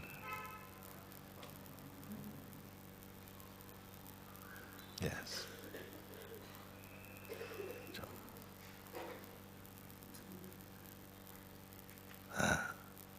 Namaste, Mooji. Namaste. Thank you for inviting me here. I must say I was really scared to raise my hand, but I've collected the courage enough. What happened? I found enough courage in Courage. me. Yes. Yes. Everything you were saying today, you and other people, in a way had touched me. And I've been a little bit afraid because you were saying we are running out of the time, that satsang is in a few days it will be finished. So I've just had to do it. Oh, yeah. I came here to meet you. Yes. And I must say, when you were saying about vanishing, Yes. I think I had that experience in my life. When I was very young, I've experienced something like emptiness. Yes. It was so huge, so in a way emotional that I couldn't stand that, and I tried to kill myself. Yes. And it lasted several years. I don't know now if I'm able to explain that correctly. No, the emptiness that I speak about is completely natural thing. It's not a sort of an emptiness which there's like nothing. When we think of emptiness, people think, well, there'll be nothing. If I speak of nothingness, people say, there's nothing, there'll be nothing. There's no trees, no mountains, there'll be nothing. But it's not like that. And if you can pay attention to what I'm going to say now, like that, because it is possible that there's emptiness can be experienced also, like the absence of phenomenality, there's just emptiness. Or that everything feels like a cardboard cutout or something. But when I speak of emptiness, I don't need to do anything to this world. It's not that Of course, it is tangible, it can be felt, no? But it is empty of the meaning that has been given to it. In the way that no one thing has one single inherent meaning in it. It takes the meaning of your own projections also. You perceive what you conceive. But the emptiness that I speak about, it's more something that is taking place here. This is the primary place. There's no one here in that way, not as a person. But intelligence is present, functions here. But there isn't an entity called somebody particularly, not for me. For others looking in, they may say this and call names, and responses to those names may come. But when here is empty, then everything else takes on the quality of this emptiness. And this emptiness is not a blank. It's not like, I don't want to experience anything. It's not like that. I can still go to the supermarket and get precisely the thing that I feel I want to get. Unless I change my mind in that moment, which is also possible. All this functioning can be there. It is not like that. It is not some strange state where you are exchanging experience for no experience as portrayed by your mind. It's not like that. And as you are here, you're not waiting for a bang on the head where you suddenly change from caterpillar to butterfly. But more as you are here being immersed in the energy field of this inquiry and energy field of satsang, you are already tasting the fragrance, the perfume, the flavor of this. It comes maybe as a sense of a flavor, and the flavor is peace and a natural joy and an inner sense of spaciousness and an intuitiveness, a spontaneity. All these begin to play in you. This is the perfume of that. And gradually, somehow, it makes all things, removes all your fears, all your bogey stories, they go. And naturally inside, your heart longs to be complete in this. This is what happened. You see. Sometimes the consciousness or the mind imitates the perfect state. It cannot, but it will imitate it to the consciousness which is in a state of delusion. And you may think it is that. Some people have come. One lady, she was saying, I cannot encourage this because I myself went to this place and it was a very dark place. There was nobody there. There was neither happiness nor sorrow. There's none of this duality was there, but it was very cold. And she said, I am really, really encouraging people, don't get rid of your personality. And this was a nun also. And I said, you didn't do it. No. Your mind first went ahead and conjured up that experience because you still had duality and fear in you. And that fear took the picture and imitated what you believe is the state of emptiness, but it was not the true emptiness. There's two kinds of nothingness, There's a nothingness which comes from your mind, which it's very much a somethingness. It is a nothingness that carries the fragrance of what is desperate or desolate. Like when people say, you're nobody, you're nothing, and it takes on that painful connotation. That's not the nothingness that I speak about. So there's that nothing and there's the emptiness, nothing, which comes from nothing actually. It is pure. And no words in any language, nor any words spoken by any sage can convey that as it really is. They can only point to that, and somehow intuitively you come to recognition of that inside your own self. That is the perfect state. That is the state of the jnani, of the avaduta itself.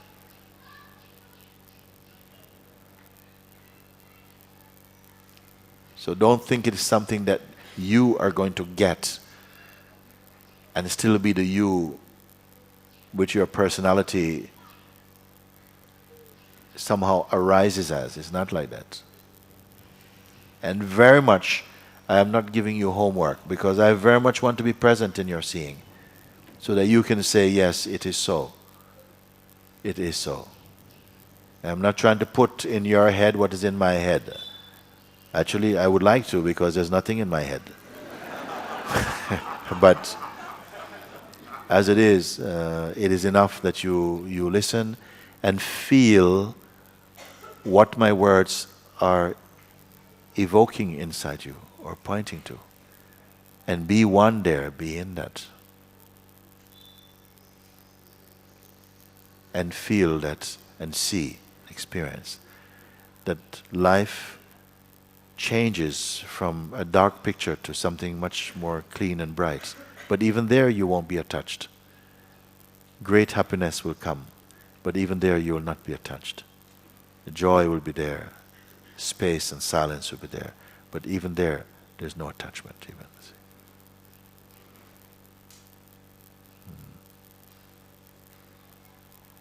I don't want to speak about this as though it is a future experience. I'm saying this lies within you here. Even now it is like that. But it appears to be like eclipsed by a fascination we have with our own idea of who we are.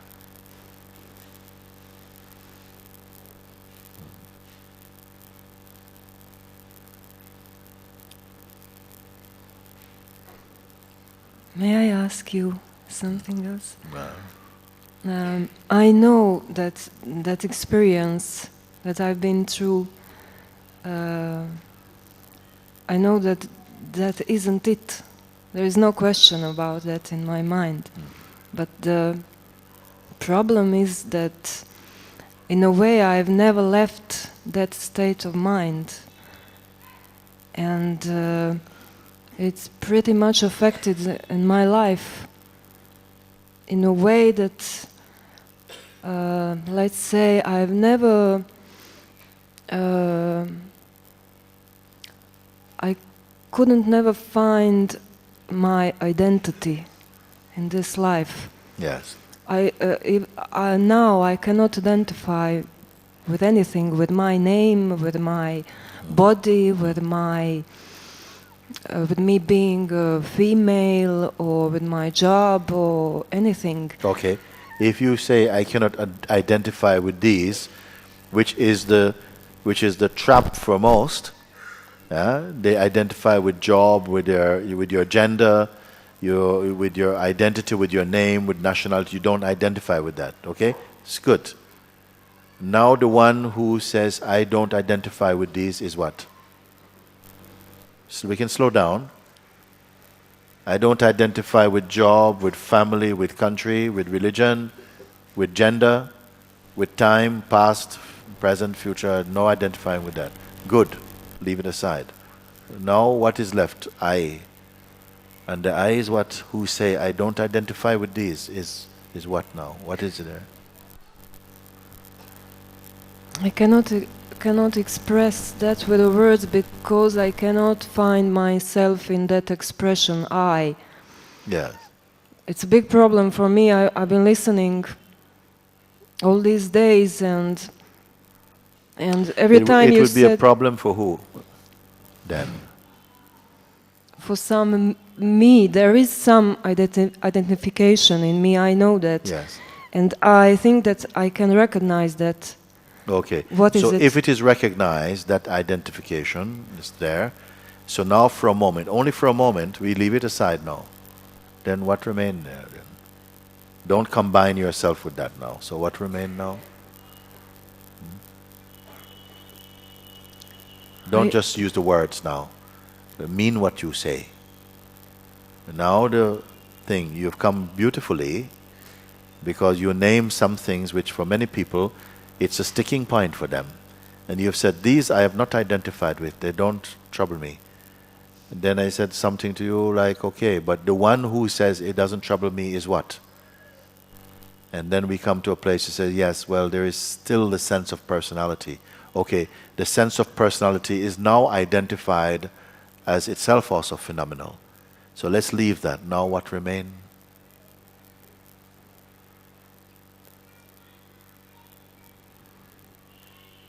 I cannot find anything that remains. I don't know what else to say. Yes, yes. Yes. I- But there is still somehow a fragrance of some sadness or something is there. sadness. Yes, like something feels a little personal still.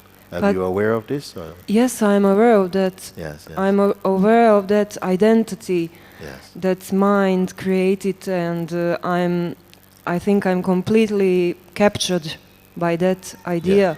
And Yeah. that idea is, in a way, that I do not exist, and I feel very much that I'm But rejected. this feeling, this I do not exist is still a feeling.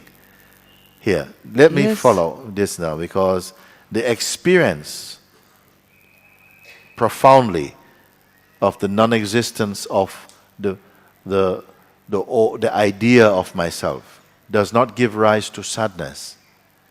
The feeling I do not exist that produces sorrow is still indicating that there's identity there.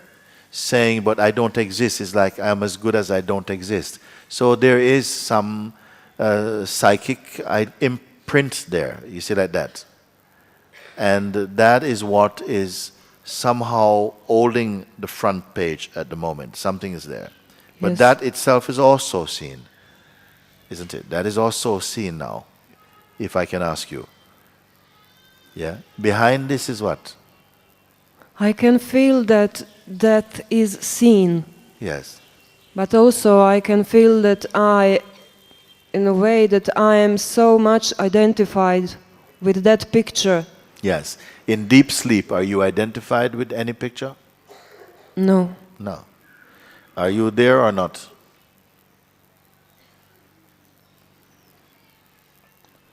You mean now?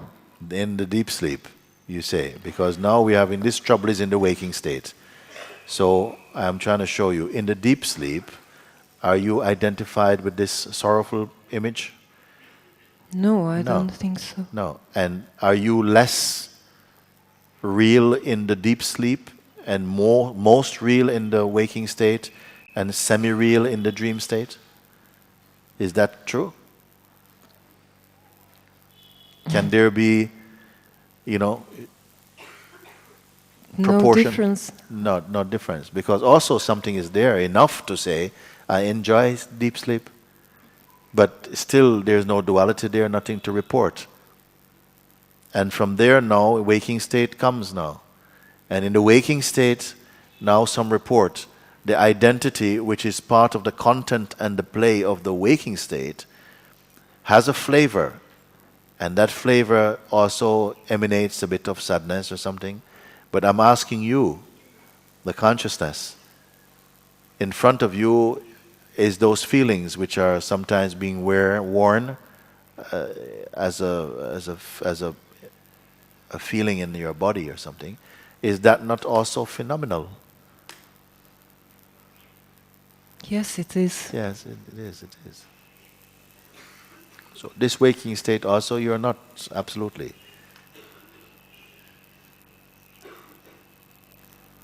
You're in it to perceive it and beyond it also, because it passes in front of you, it rotates between deep sleep and dreaming, and you see, something is there.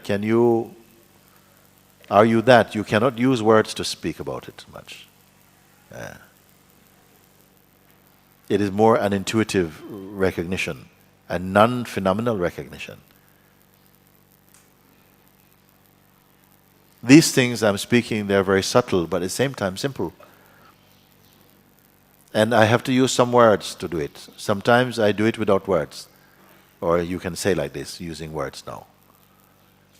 But I'm pointing to something that I feel you can see that even this behind, but behind that there is still a face.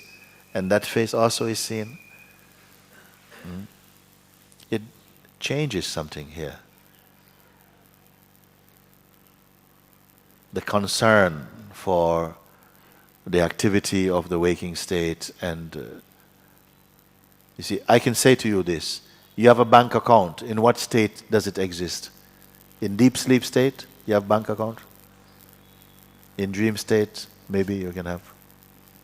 But this money you cannot spend in the waking state. You have a family, you have a name, you have all this identity, but it's only functional in the waking state.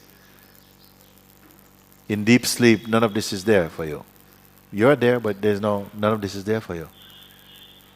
Do you understand that the entire waking state, which is our world and our life, is the waking state consciousness and its content and play?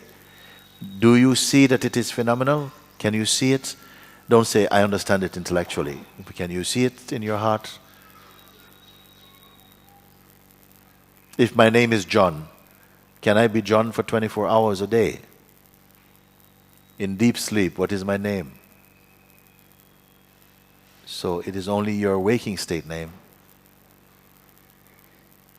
This is why I say each day you wake up from the dream, but to be fully awake, you must wake up also from the waking state.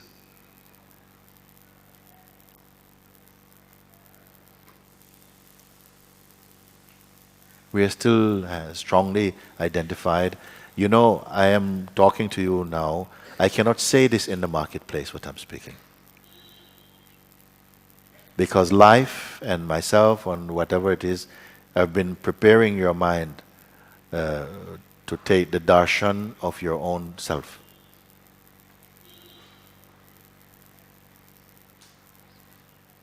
So I don't want you to get rid of, like we were speaking before, worldly conditioning to be replaced with spiritual conditioning. I don't want to do that. Just real seeing.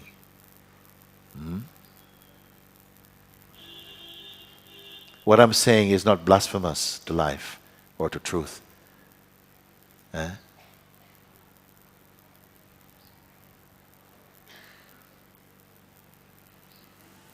It venerates truth.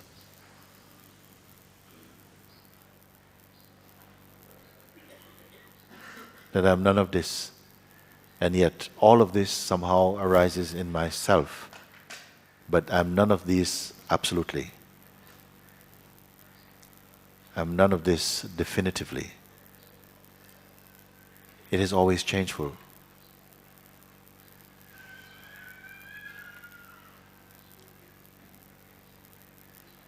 You're drowning in the ocean and a wave carries you to the shore.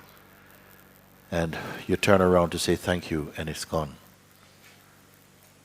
Will you go into the ocean to try and find this wave? Hello, you know the wave that saved me? Not you, it wasn't this one, it was another one. Can you do? Life is like unending waves. Waves also of illumination. All of this is coming.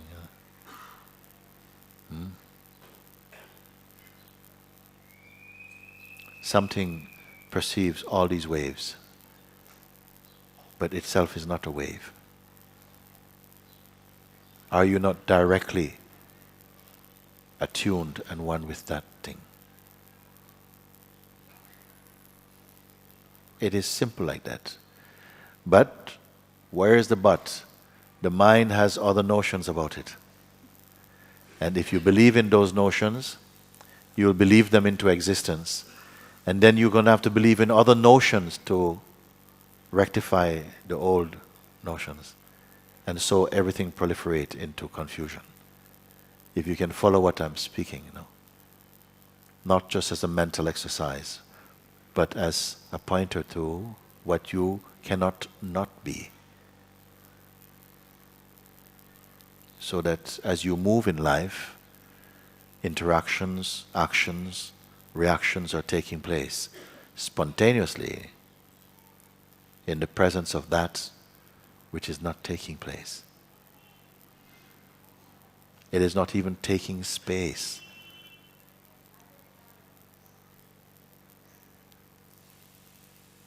This is the magnificence of consciousness.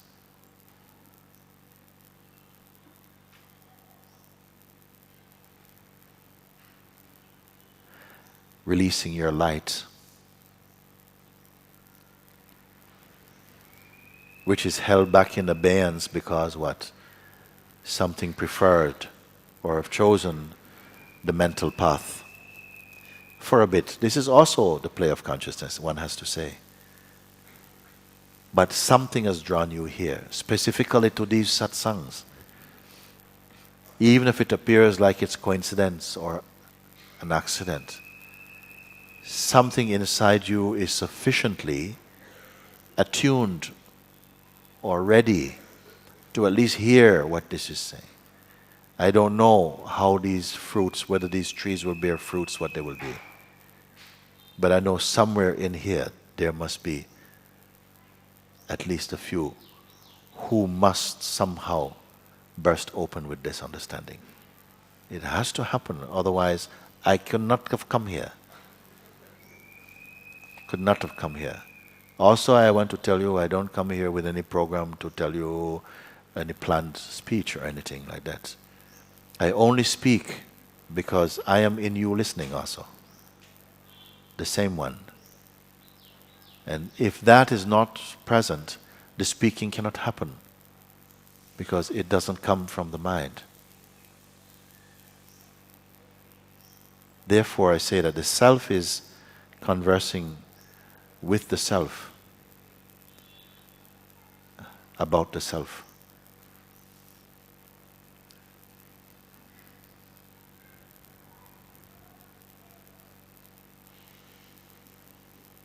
There will be a sense of emptiness inside. It is not in conflict with somethingness. In fact, it purifies the feeling of somethingness, makes it flow, makes it beautiful. This is the greatness of the human experience. The greatest opportunity is to come to this understanding. It is not going to the moon. That is not our greatest attainment, you can say. But to find out what dwells here. This is a mortal body, but the immortal being is walking in it. He wants to know himself.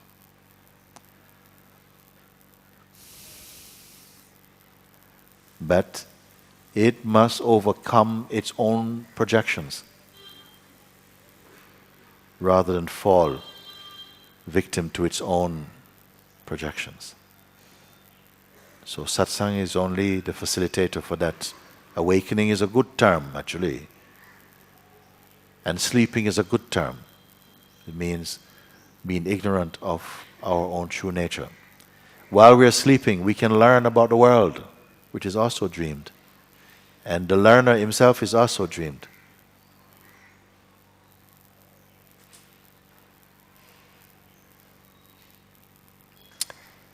When you wake up to the truth of what is, the dream may continue, but at least you'll be awake in it.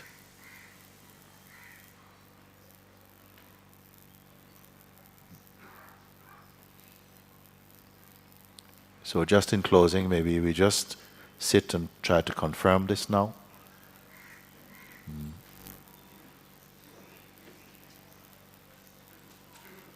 Be aware that you are just, you can say, your body is here, sitting here. It's natural to feel I'm here right where my body is also.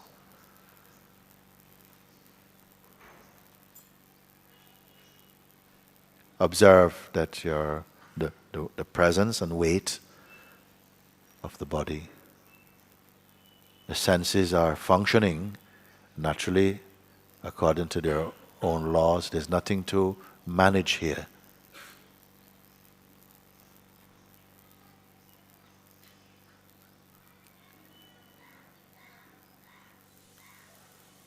Don't hold on to any kind of favorite thoughts or anything like that. If they arise, some thoughts, let them arise, but don't follow. Stay only in this space of neutrality, you can say. The room of your being is empty. Stay empty.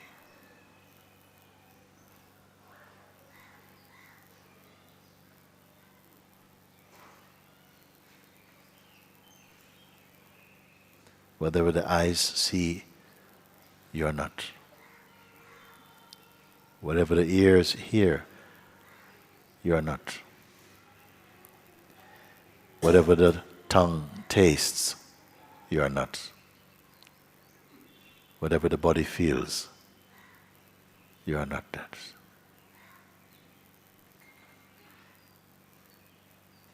Whatever the nose smells, you are not. Whatever the mind thinks, you are not that. Whatever memory contains, you are not. Whatever intellect discerns, you are not. Whatever is affected by time, you are not. Whatever is affected by change, you are not. Whatever can be imagined, you are not.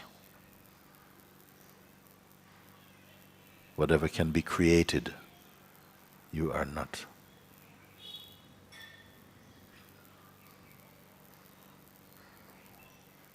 Whatever can be touched, you are not.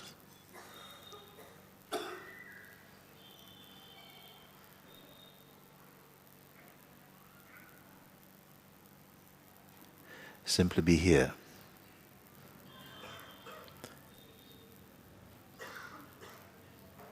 Don't be waiting for what is next. So, no next.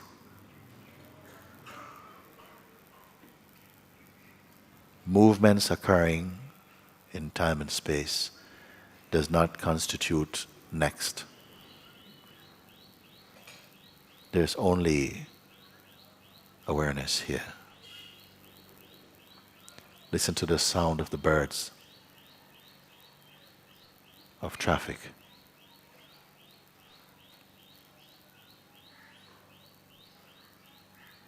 But hold on to nothing.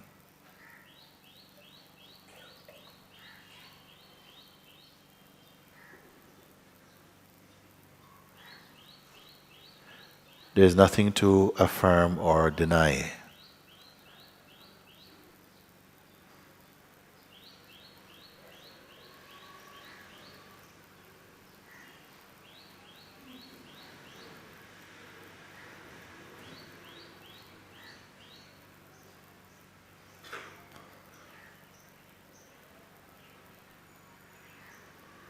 Unlike time, you are not passing.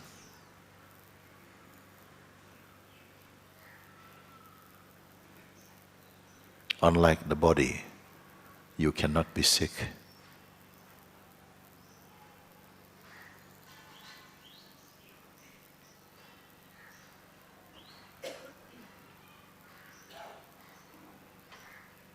Holding on to no qualities, your experience is like you are space moving about in space. There's nothing strange about that. If an action is needed, spontaneously it will spring into place. Notice this.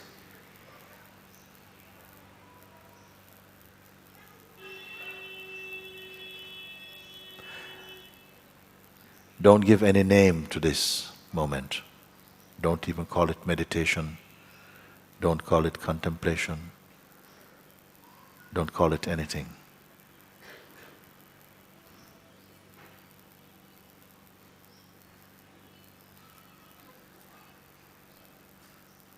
You are neither doing nor undoing. Simply, the self is marinating in itself. Again, no waiting, no past, no future, just being.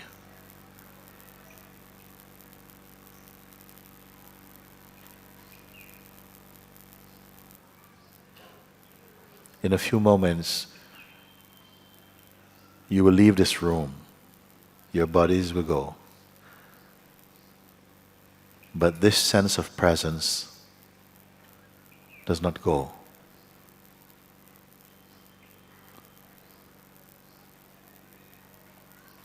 Whatever situations, whatever circumstances you may find, there is this constancy.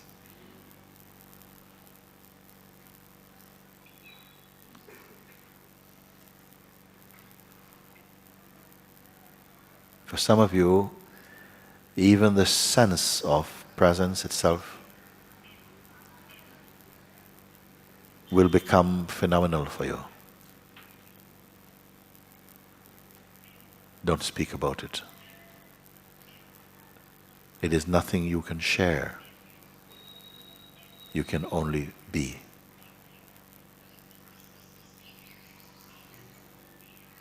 Don't touch this idea of sharing. It will pull you into duality.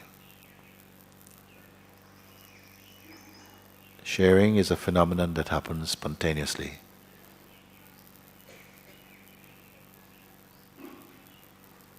Until and unless it is needed, do not hold on to any intent. Stay as awareness, and you will witness your life unfolding as spontaneous existence. Your intuitive powers will function automatically. Intellect, senses, mind will function in service to the great harmony. This will happen. It is happening now.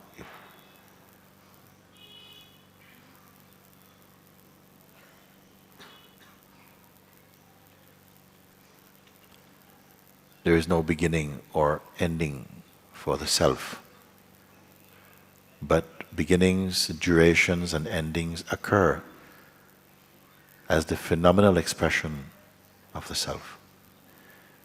There is no conflict between activities and the self. Recognize this deep inside your being.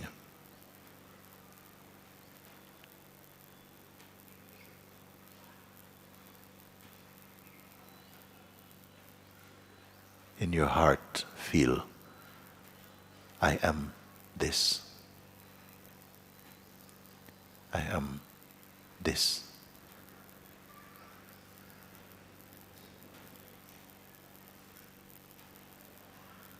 Beyond the mere saying, I am this, just a confirmation that arises naturally inside. It doesn't matter what your mind says about anything, actually.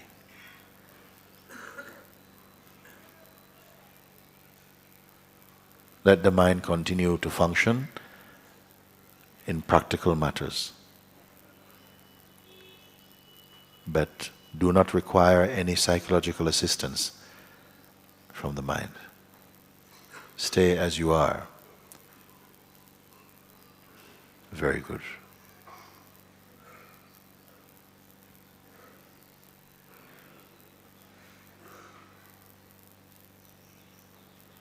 Many of you now, your eyes are closed. Whether your eyes open or not, it will make no difference to that innermost being. So move about, but notice or keep the room of being empty.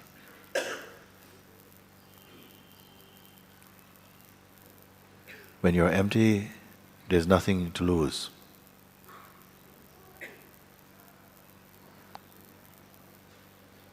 The mind may come with many tricks, but there's nothing to be tricked. Your house is empty. Mind will be like thieves in an empty house.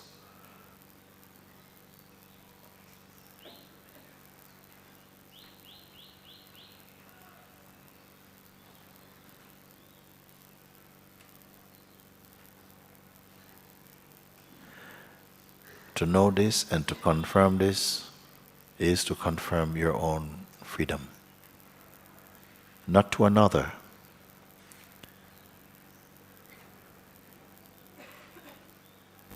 Okay. Om.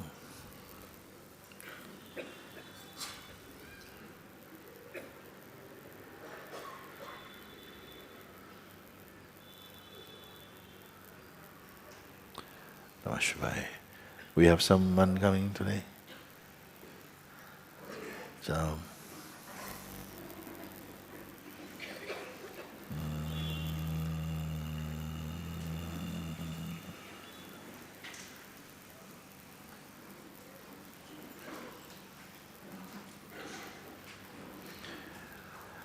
I want to say that today, I believe, yes, we have some beautiful heart musicians coming here for a short concert. I don't know if it's been mentioned before. They are beautiful beings from Freedom Cafe will come and play something. I will take a short break of 5 minutes and come back to enjoy this music. Is that what you're doing now, preparing? Okay, so I'll take my little leave for the moment, leave you to prepare, and I'll come back in a couple of minutes. Okay. So,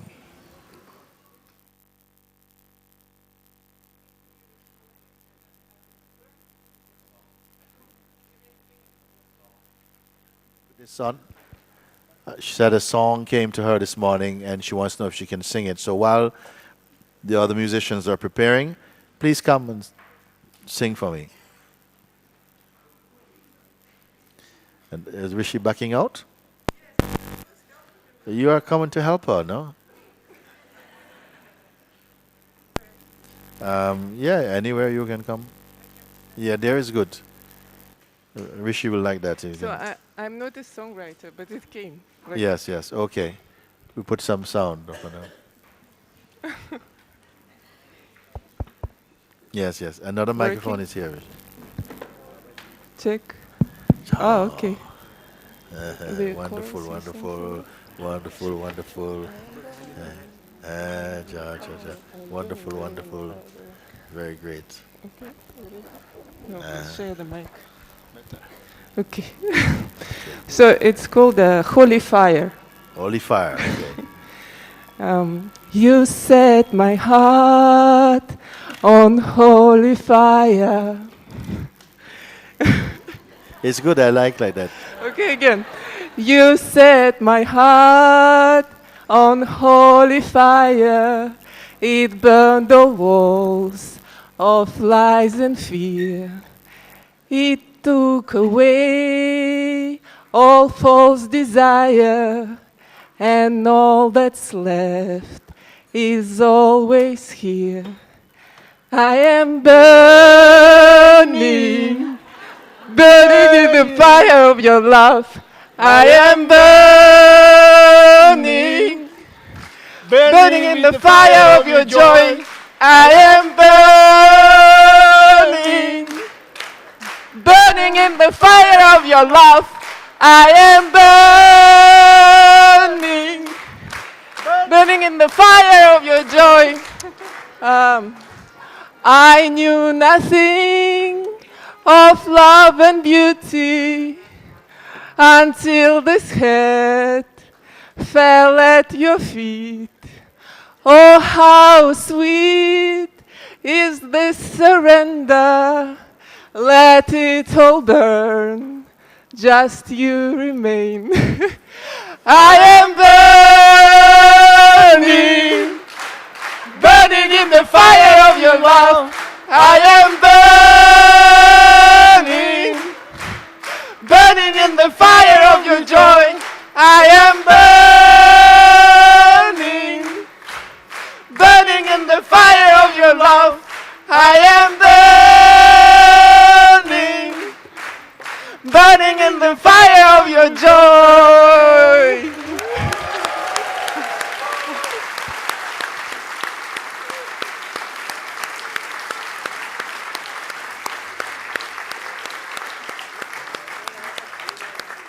Very great. Very great. Full power. We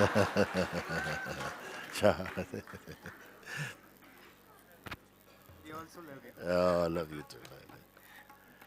Okay, can I go and quickly come back? I go quickly.